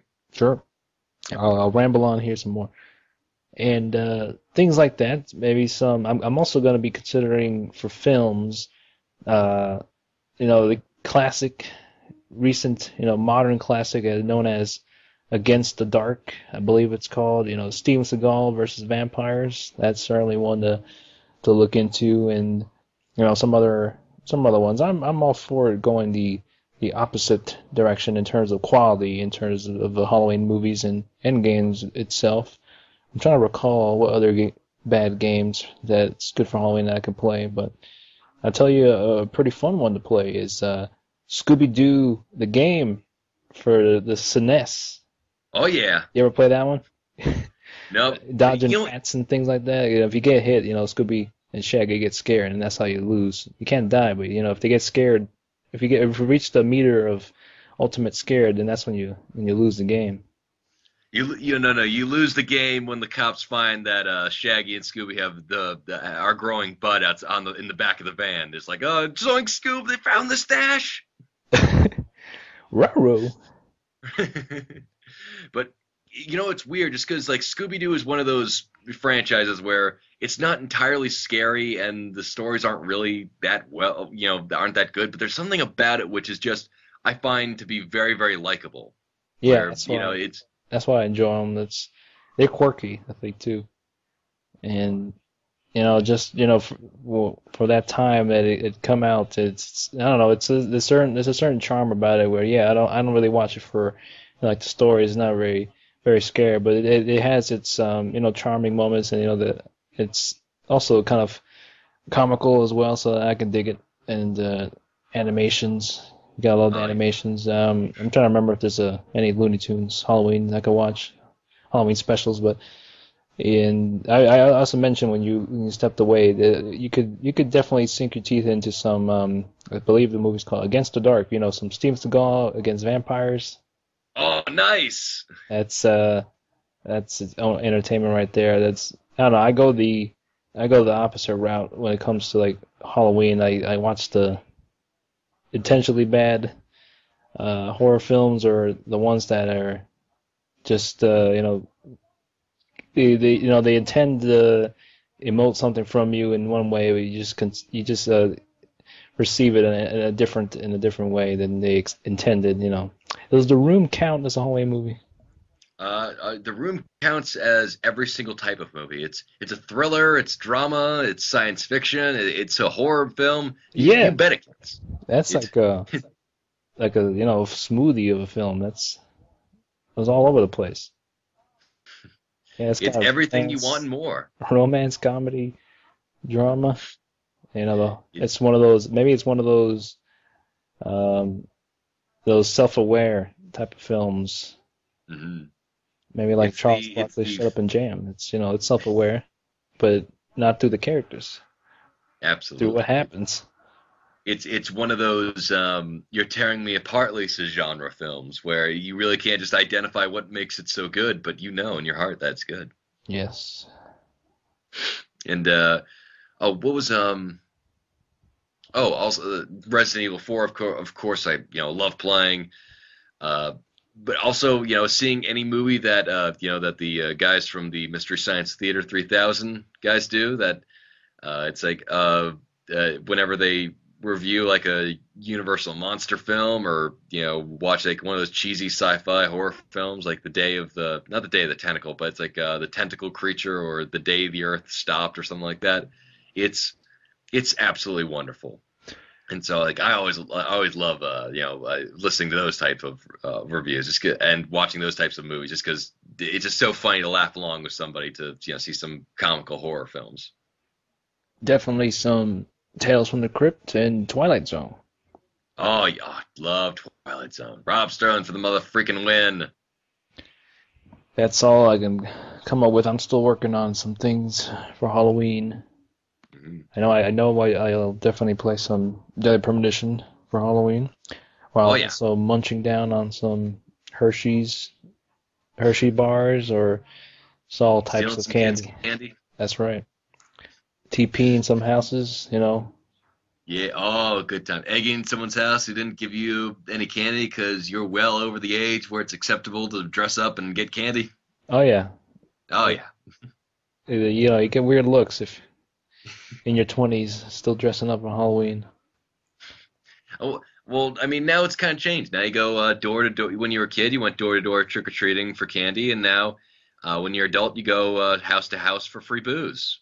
And as you dress up, and you get to see ladies wearing sensual outfits. So just like, oh, well, you're a sexy nurse, great, sexy Tony Hawk Pro Skater. All right, excellent. Or female Borats. Female Borats, very nice. Going door to door and getting some getting some kegs. Yeah, Imagine exactly. carrying around kegs, like giving out Fem- kegs or wine boxes. Oh, that's the worst. Female Steve Buscemi. Oh man, you blew my mind with that one. Oh yeah, but Halloween is one of those magical times where it's pretty condoned that you can just drink as much as you'd like and no one can say anything about it. Yes. Now transitioning on from that discussion, we've got some a little bit of information coming out of the goodoldgames.com I've mentioned about earlier, along with their kind of little thing they did with CD Projekt Red, announcing that they are working on the Cyberpunk title that we've seen early stuff on, and I'm looking forward to. I mean, they're the same great developers that did The Witcher 2, and I'd like to see what they do with a kind of futuresque cyberpunk game. What I think they did a pretty good job with the Witcher 2, and it's storytelling, presentation, and just overall kind of core title of the game itself. Hmm. Oi, Cyberpunk! Cyberpunk. Let's go get blitzed and then have microchips for breakfast or something like that. And yeah, they also said it's going to be a bit more sandbox compared to their previous titles, and they also announced that The Witcher 2 is going to come to the Mac as well and be available on goodoldgames.com. Excellent. Most excellent. I'm definitely looking forward to. I'm looking at a lot of the concept art that they have for Cyberpunk 2077, and it looks very very interesting. I'm fascinated to see where they go with it, and it looks like definitely a mature looking experimentation into a new territory, and I'm I'm a big fan of games set in the future with futuristic stuff. So Cyberpunk is looking awesome. It's good to see Cyberpunk make a comeback in the realm of video games. Hmm. Yeah, I mean the only recent one that I can really think of is Human Revolution, Deus Ex. So looking forward to that, and it also makes me realize that there seems to be kind of a trend going on where now video games that just take the names of genres and just like put it in the name, like LA Noire, Cyberpunk 2077. I'm waiting for teen sex rant comedy from Florida.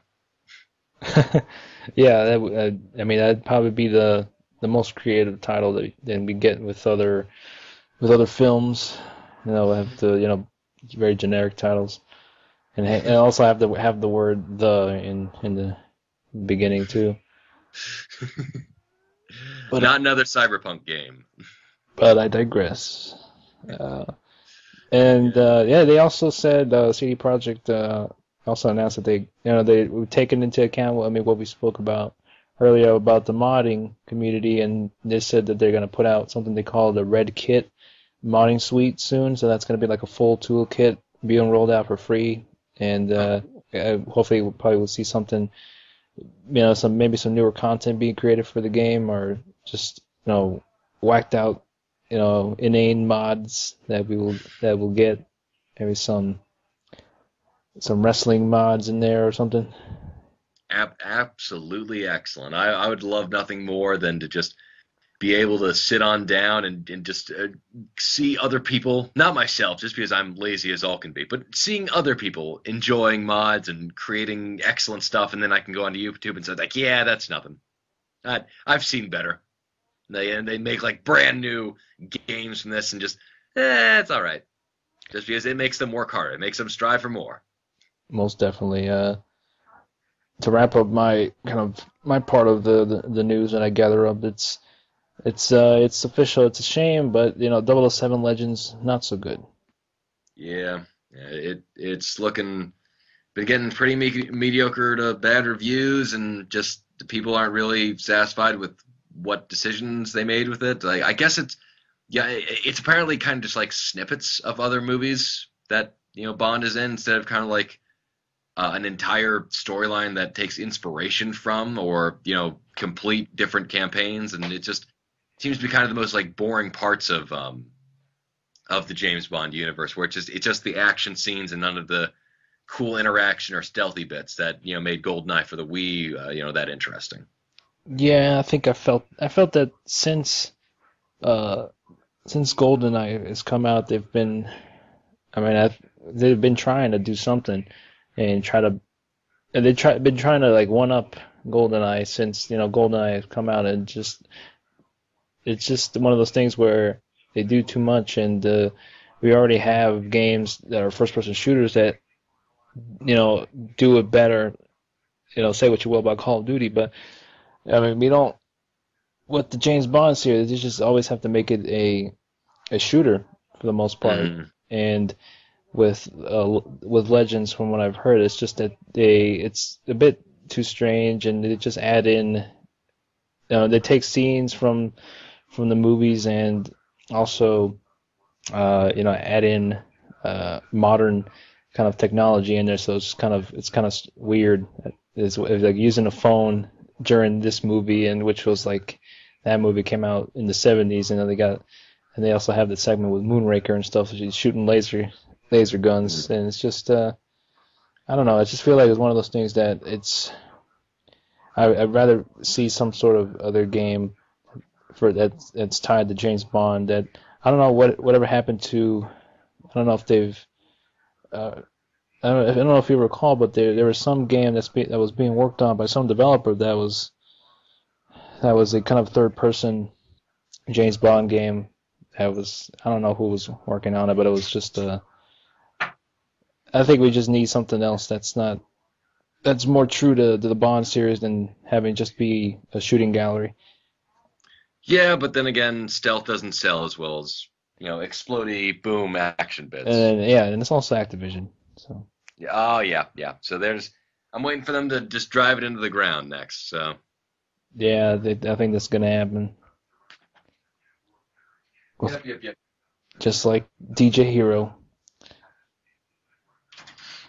I enjoy me. I like DJ Hero. I enjoy me some DJ Hero. I think after the Yeah. second one, I was kind of tuckered out on after that. So maybe they're not too at fault there.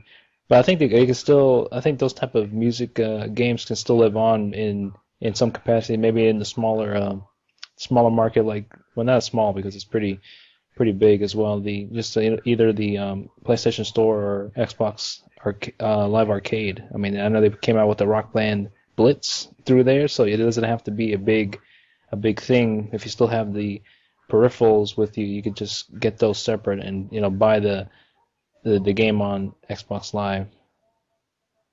Yeah, it I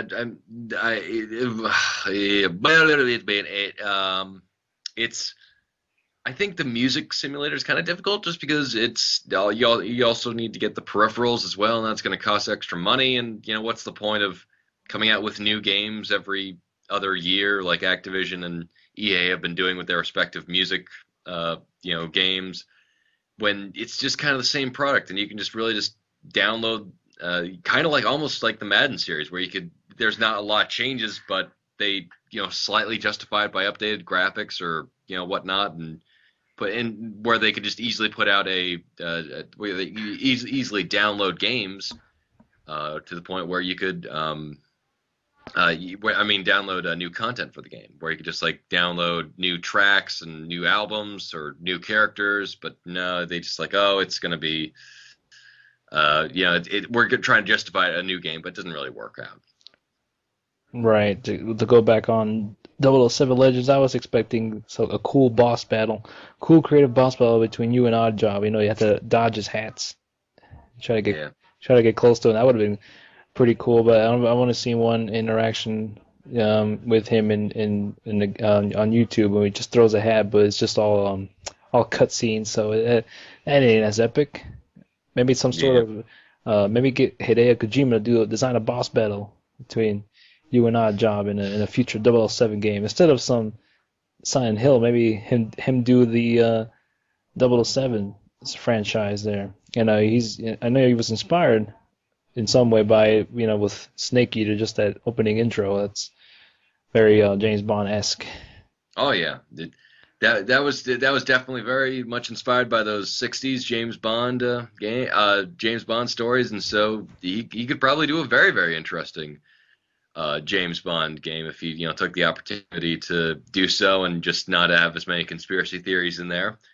But yeah, I'm kind of thinking they should do it maybe along the lines of maybe Deus Ex: Human Revolution, where Bond is big badass, maybe not take it, maybe make it its own original story, and then just have it you have him just enjoying the opportunity to be free, and just make it. You could have him be like the cold, collective, like Daniel Craig Bond, or you could have him be like the somewhat the charming, a little bit warmer Sean Connery Bond, or you can have him be the action paced, charming, exciting kind of Pierce Brosnan Bond, who kind of dips into the campy level a little bit, or Timothy Dalton Bond, or what type of Bond do you want to be? Like this, that could be the cool type of Bond game I like to see.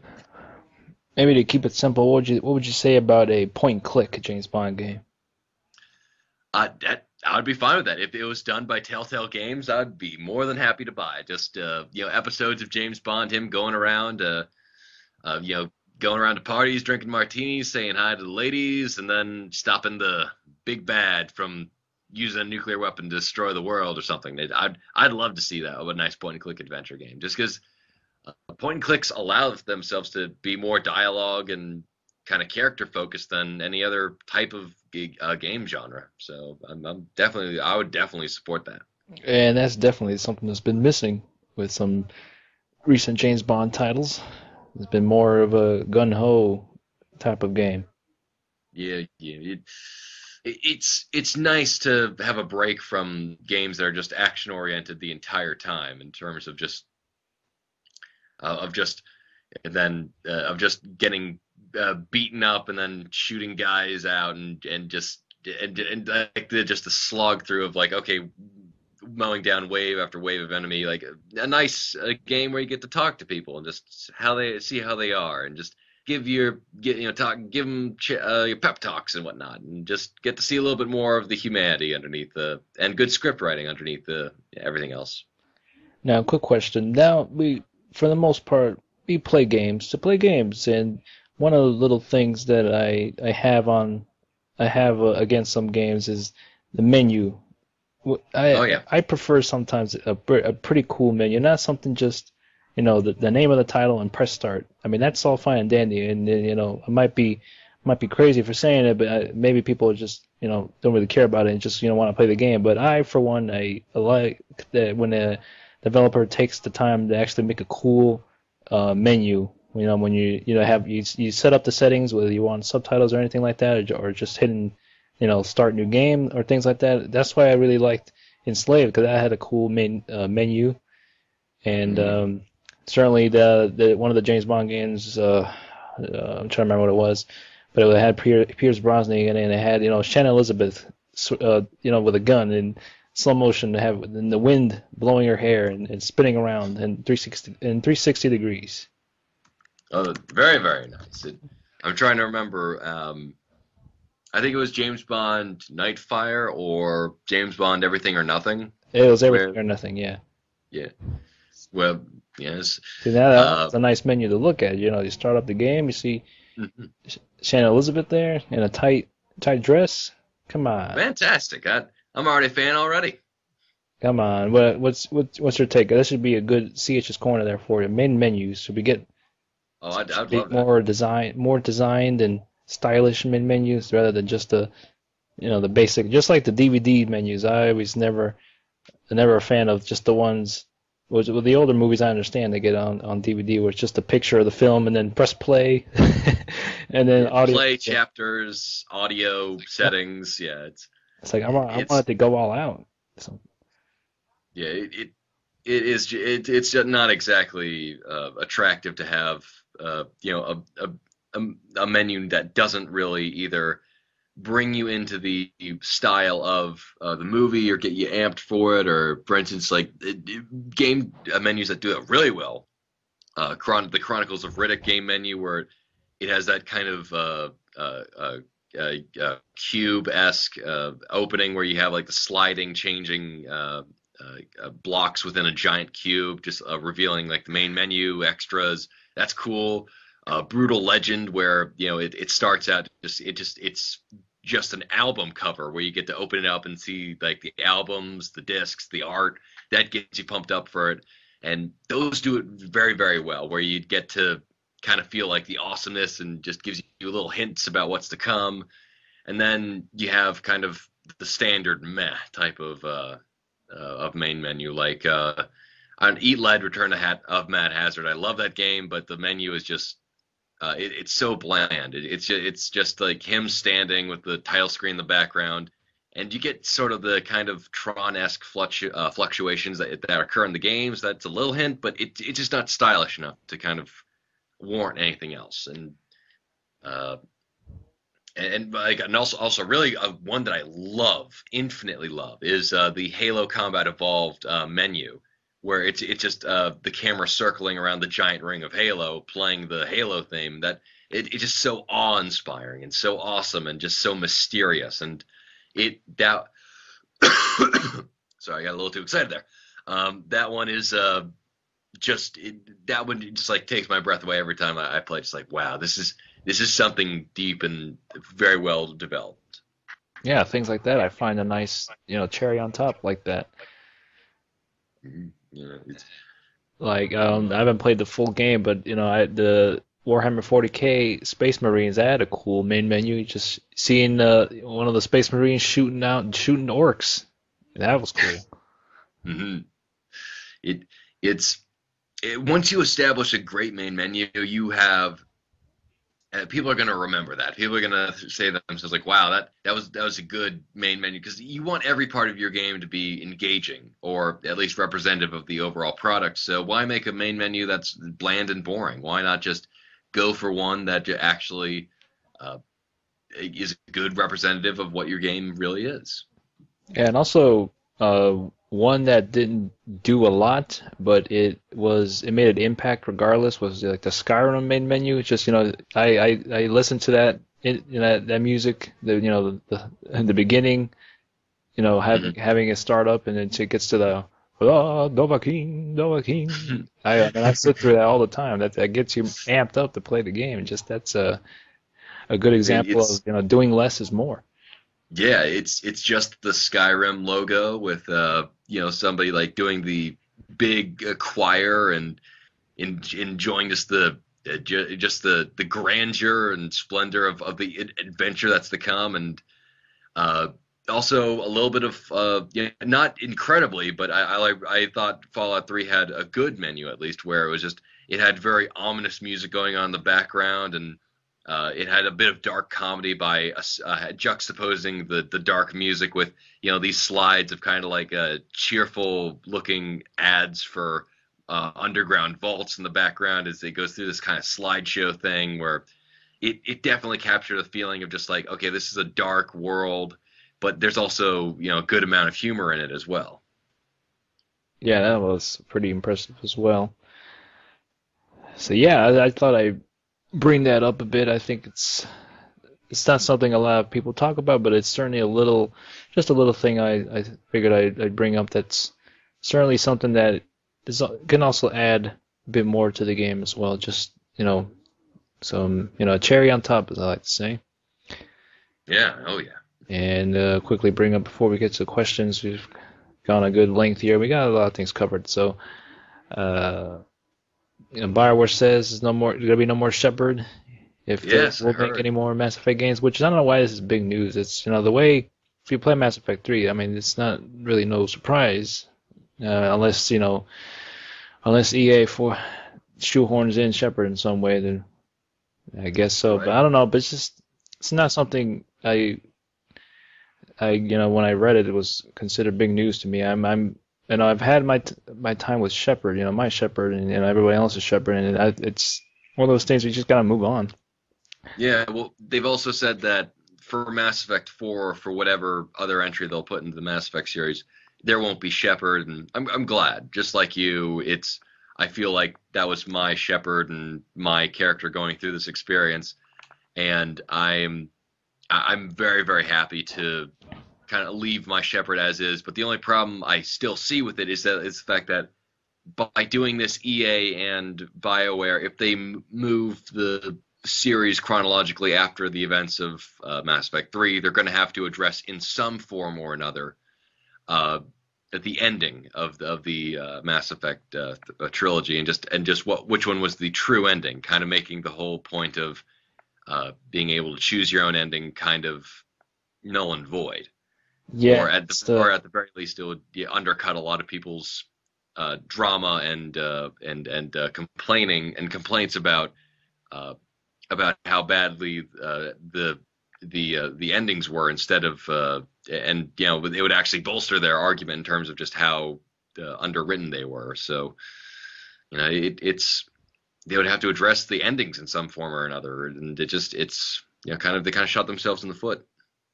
Yeah, that's what I'm worried about. They've already done enough with just having just so many variables embedded into all three games, and have them either be referenced or have some effect in the dialogue or story, and somehow if you're actually going to do a sequel and have it be where it takes. Because I think they said, I don't know, someone from BioWare said that you should keep your saves for Mass Effect 3 or something like that. So they might be doing something with the saves for if there's a future Mass Effect game. But yeah, like you said, it's so much to consider, and so much very variety of ways to write it. And I don't know how it could. I mean, the way the ending was, it's definitely has a huge impact in the world, and I don't know how they're going to do it, because it's going to have different implications.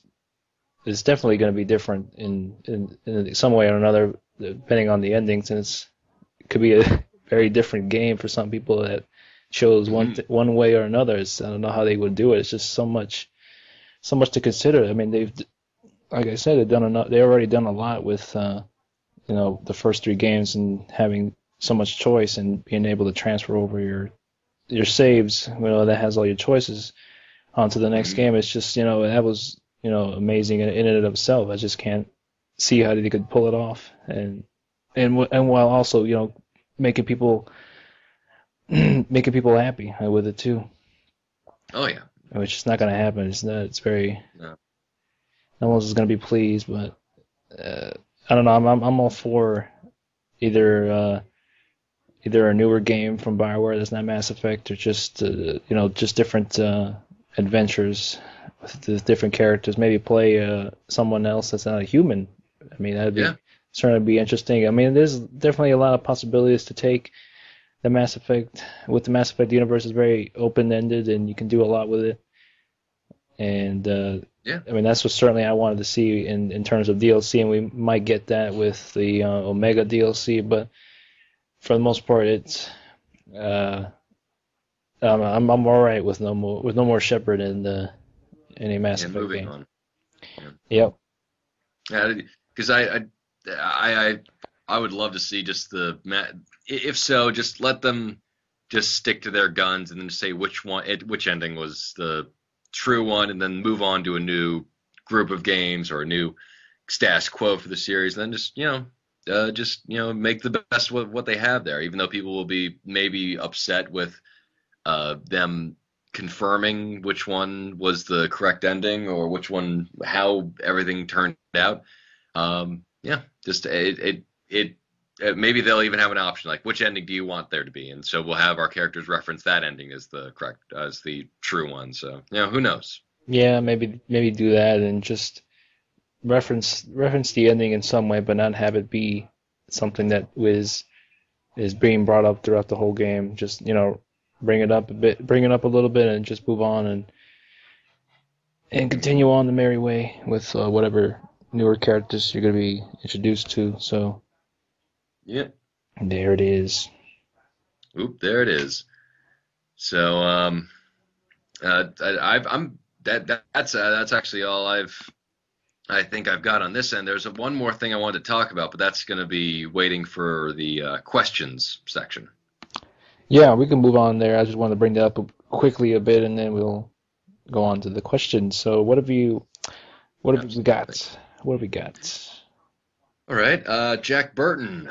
He asks, do you guys know any of the lucky 3 million that have the new Xbox 360 dashboard update? And for those of you who do not know, Microsoft has announced that they are updating the Xbox Live dashboard and removing Twitter and Facebook applications in order to streamline, quote unquote, the experience. So they said you can still access it through Internet Explorer. And I think that's not exactly the best alternative, because Internet Explorer is, let's face it, Internet Explorer. And I have a bad feeling about this move, just because the Twitter and Facebook functions were used originally to justify the price hike, and I'm a bit worried that just because of this, they'll still keep the status quo of the same price, and then justify it by saying, "Oh, Internet Explorer is just as good," when frankly it just isn't. Because when was the last time anybody used Internet Explorer over Firefox or Safari even? Where Chrome. I'm digging some Google Chrome as well. I got both of them, Chrome and Firefox. They're pretty good. No, that's been a while since I used Internet Explorer. When I realized that there's so many other better web browsers than Internet Explorer, because it's always one of those things where people don't bother to get a new browser because that's the one that comes preloaded with Windows operating system. So you just stick with it, and that's what I did for like the first couple of years I've had a computer since like 2000. And once Windows XP became a bit obsolete, and then it moved on to Windows 7, when I decided to try Firefox, and I never looked back. Just, because it's because it's Linux based, and it's just there's so much room for customization. So that's what I like about it for the most part, and it's just it's not very problematic for me. It just works. It's one of these weird sort of ideas of charging consumers for the same price for less content, which makes me really worried. And that I sincerely hope that something will change. And I'm still worried, just because that, and the fact that Microsoft hasn't really addressed the price issue, which makes me think that they just want to be mum on the subject, so just hope that nobody notices that they're still the same price. But also, I'm also looking at the kind of new updates for both Microsoft and Sony in a kind of negative light, because Sony updated the PlayStation Store in Europe, and they are, and within the first couple of hours, it crashed. So it doesn't look like they exactly are on top of their games for their own respectable downloadable updates that they have for their online systems. So I'm not exactly sure. I'm a bit wary about what they're planning on doing, just because, like, for Microsoft, I feel like they're taking away two programs, giving us something that we didn't want. And I can understand why they wanted to remove Twitter and Facebook. They have to make room for more ads, because that's something that we want to see, more freaking ads, just because, we weren't assaulted with them already. Yeah, the ads don't bother me that much. It's the it's just not being able to find some things sometimes. And I think it's gotten a little bit better with the recent update. I think the one before was one of the ones I had trouble finding some games, But them including the search engine, I think it's a bit helpful, even though I'm not a fan of typing on the 360 controller. But if once you know what you want to get, you just search it, and it'll most likely than not show up in the search engine of the 360. So that's pretty nice. I rather do that than save some time looking through the ads, or just clicking, hitting the button 4 times rather than just searching it. That's sort of something there. And I'm not really the hugest fan of paying for Xbox Gold just to pretty much do some almost everything that's included with the apps and things like that. Either using Netflix or playing online. But it's you see what happened with Sony. They don't really have a paid service to use their stuff, but they do with PlayStation Plus. But for the most part, people who just stick with having the free PlayStation Basic membership, where you can still play online. But I think it might also be the fact that people are paying for the online service for Xbox, and maybe that's good. One of the good benefactors why it hasn't been hacked like Sony's. Maybe that's maybe that's why it's one of the good reasons to actually pay for Xbox Live Gold. Yeah. I mean, I'd rather pay for a better secure service than not. Yeah. If they incentivized it a little bit more than just our servers are more secure with your money with Xbox Live Gold, I would be fine. Just adding a bit more content in there, that would be good, because I'm not entirely sure if Microsoft is strapped for cash right now, but I'm certain that they could invest in some more interesting products, or for at the very least allow us to access Netflix through an Xbox Live Silver account, where we don't need to pay extra money for a service that we've already paid for. Yeah. Just because double paying for something is just kind of stupid.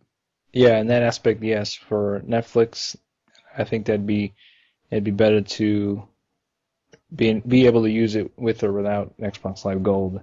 But for maybe online gaming, and maybe that I understand, or maybe doing some transactions through the Xbox Live marketplace, that I think that's fine. Mm-hmm. But yeah, for the most part, I don't use a good chunk of the apps they have on there anyway. Just Netflix, and that's pretty much it. Either that, or I don't even use YouTube, because that one's not really that good. I'd rather just use the computer for that.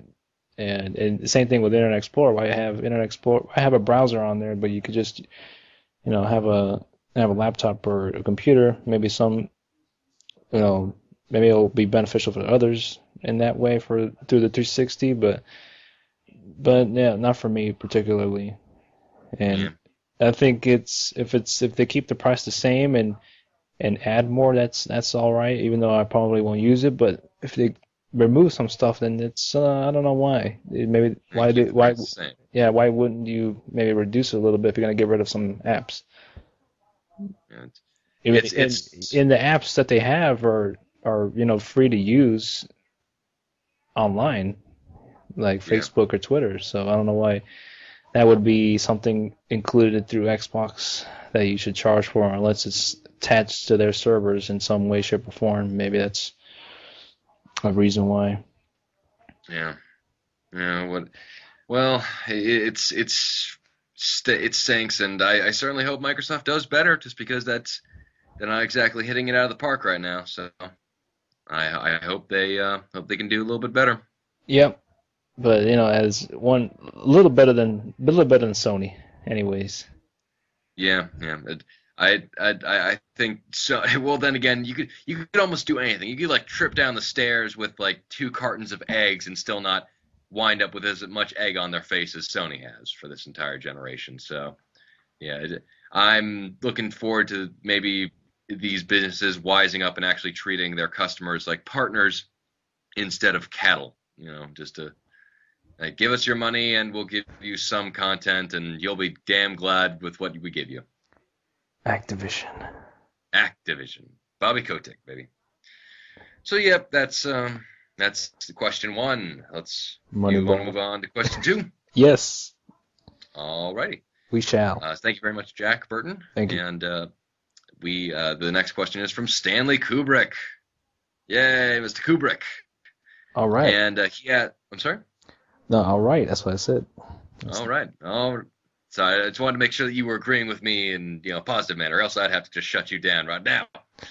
And he asks, what do you think is your last big game that you play on each of the current generation of consoles? He says, my last swan songs will probably be The Last of Us for the PS3. He's not going to play anything for the Wii, and the Xbox 360. He says Dragon Age 3.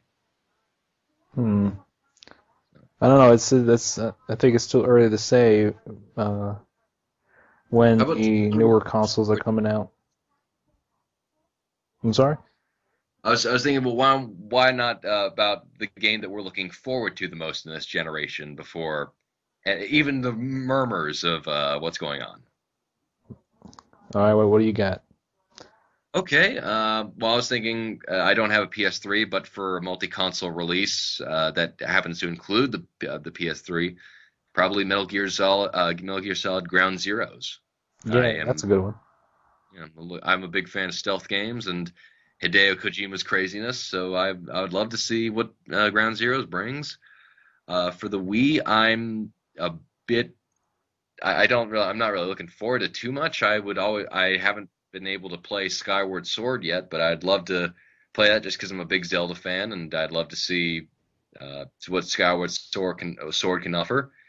And for the 360, I'll probably say the game I'm looking forward to most. I love Halo, but I'm probably going to have to go with BioShock Infinite. Good old BioShock. Mm-hmm. Good old Ken Levine and his crazy 5 o'clock shadow that never seems to go anywhere. Yeah, for next year, yeah, that'd probably be one of the choices I'd go with for 360. Not too sure what's going on the Wii. Maybe some Epic Mickey. Yeah, Epic Mickey. Yeah, that's nice. And for PS3 it's probably the same for Metal Gear Solid Ground Zero. Mm-hmm.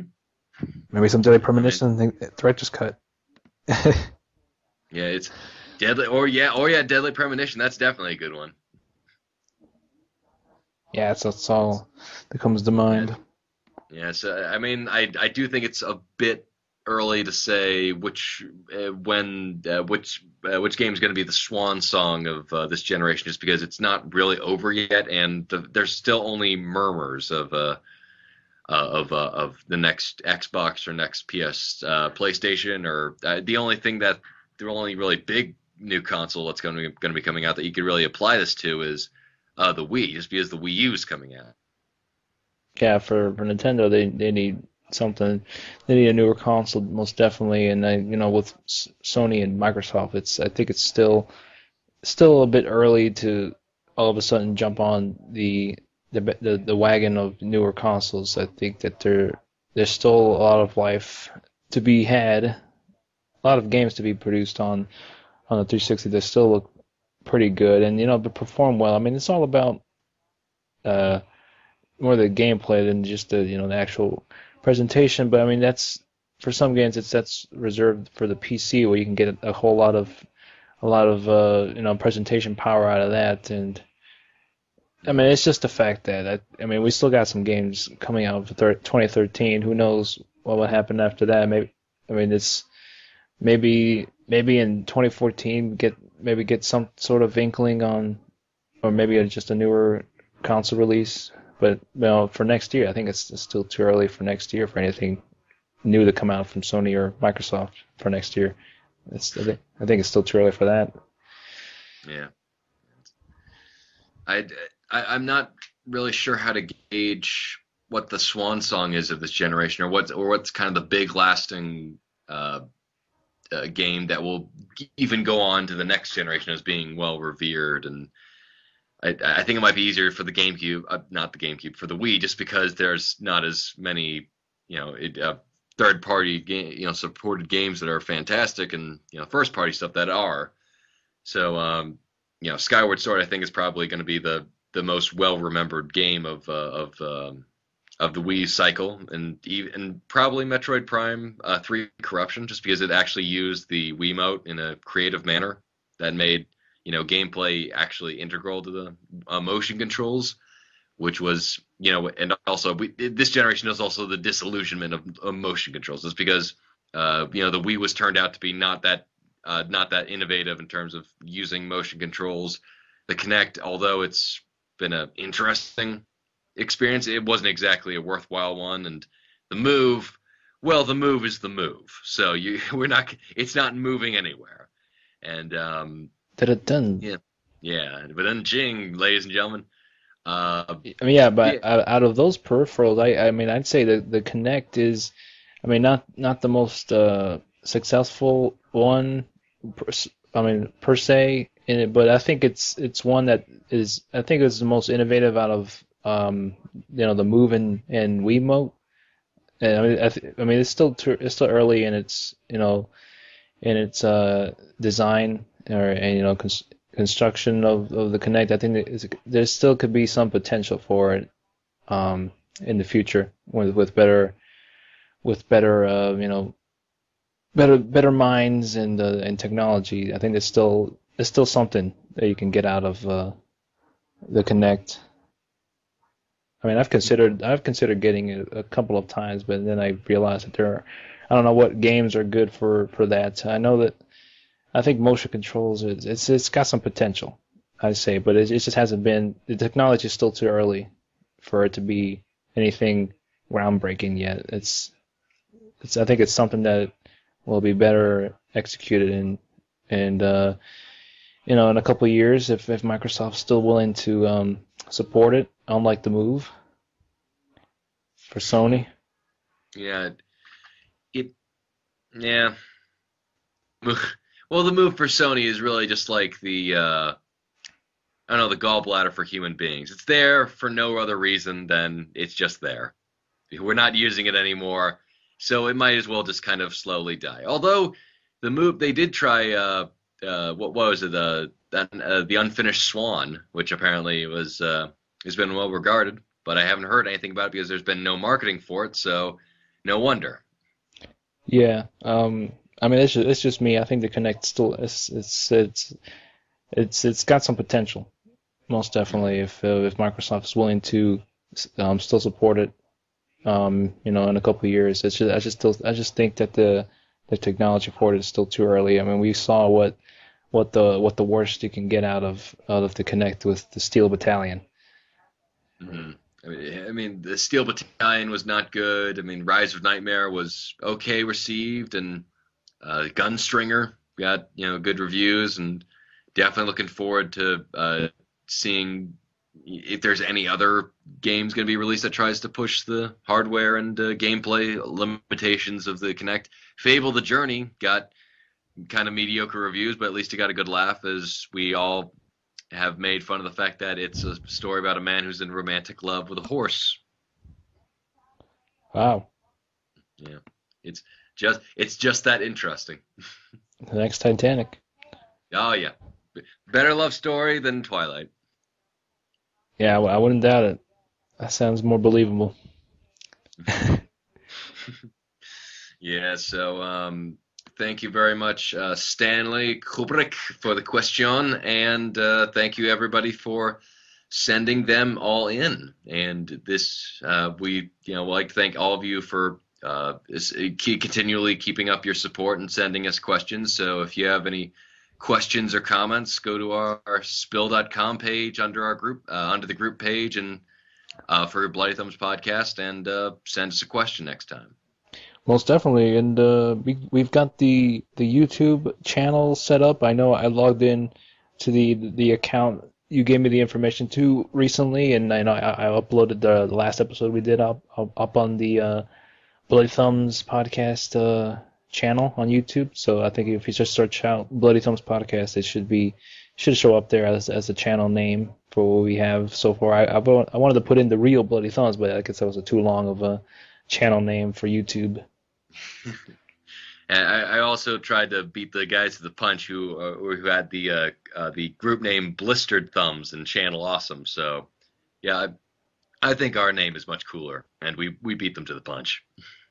Yeah, it's more appealing, the bloodiness than blisters. Blisters are not blisters aren't sexy. Yes. Yeah, I mean you don't have like Spartacus blisters in sand. You have blood in sand. Like blood sounds like visceral. It sounds, you're gonna be in for a treat of destruction. But now like blisters like, ow, I stubbed my toe. Yeah, like a 50 Cent blood in the sand. That sounds cooler than blisters in the sand.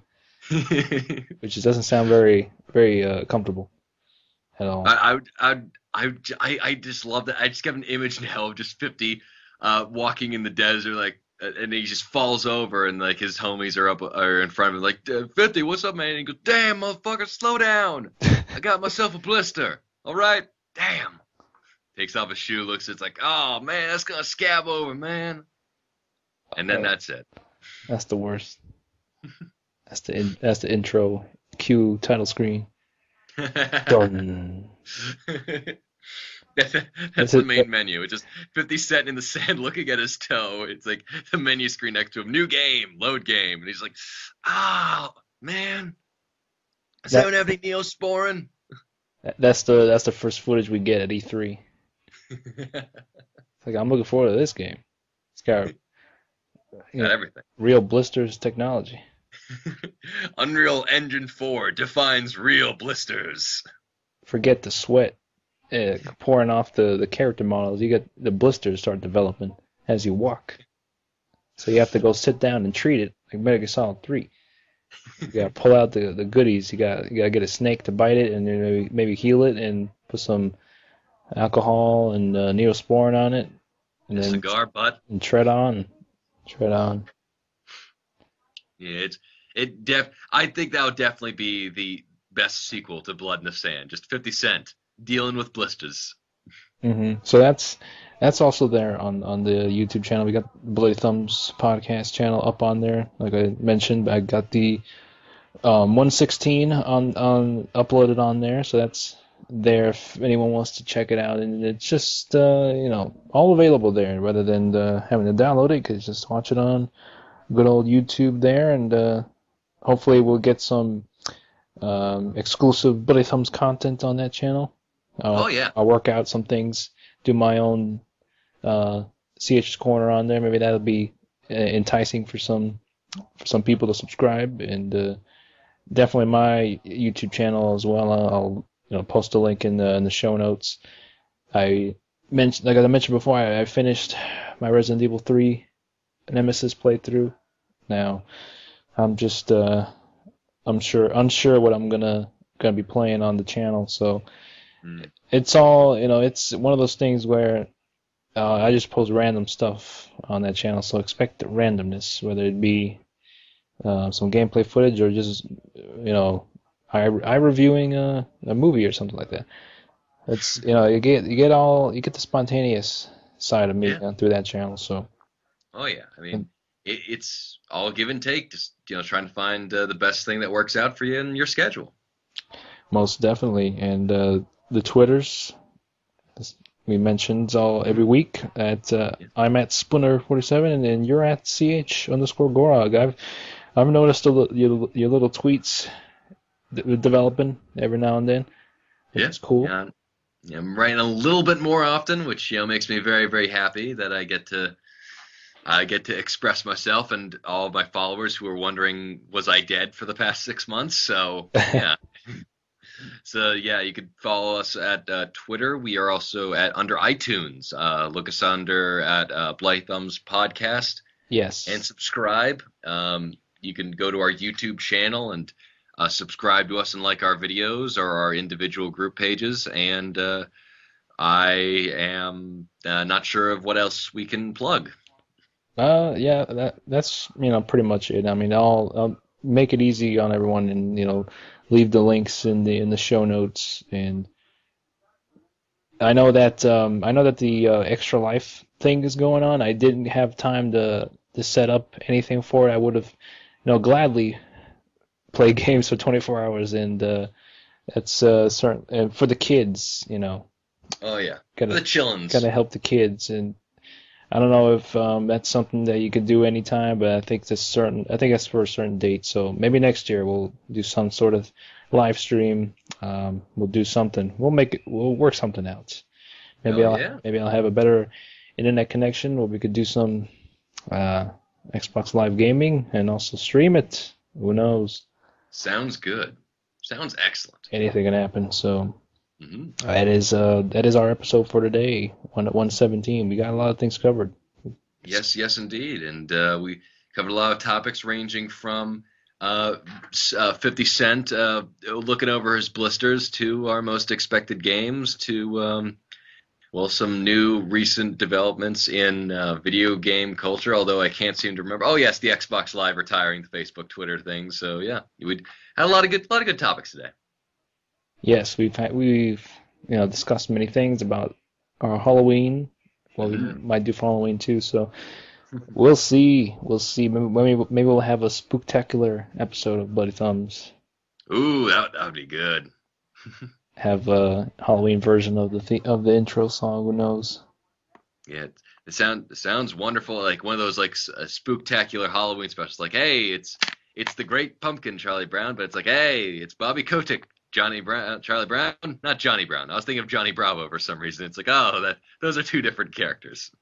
Yeah, do some sort of play reading. That'd be cool. That'll have to involve a lot of writing from the both of us there, and that's why I kind of use Twitter, because it challenges you to write something creative or funny or repulsive in 140 characters. So it's maybe something we could do for 140 characters, and that'll be it. That'll be the Halloween episode. Just a 1 minute read, play reading for like a minute. Mm-hmm. Oh yeah, I'm looking forward to that, and I'd actually like to try something out for the Halloween season. So keep your eyes and ears out open for that. All right, sounds good. So thanks again for listening, everybody. As always, the iTunes is there. That's a key there. We want to try to get into at least the top 10 of the video game podcast. Try to beat, X-Play and things like that. We'll see. Anything can happen.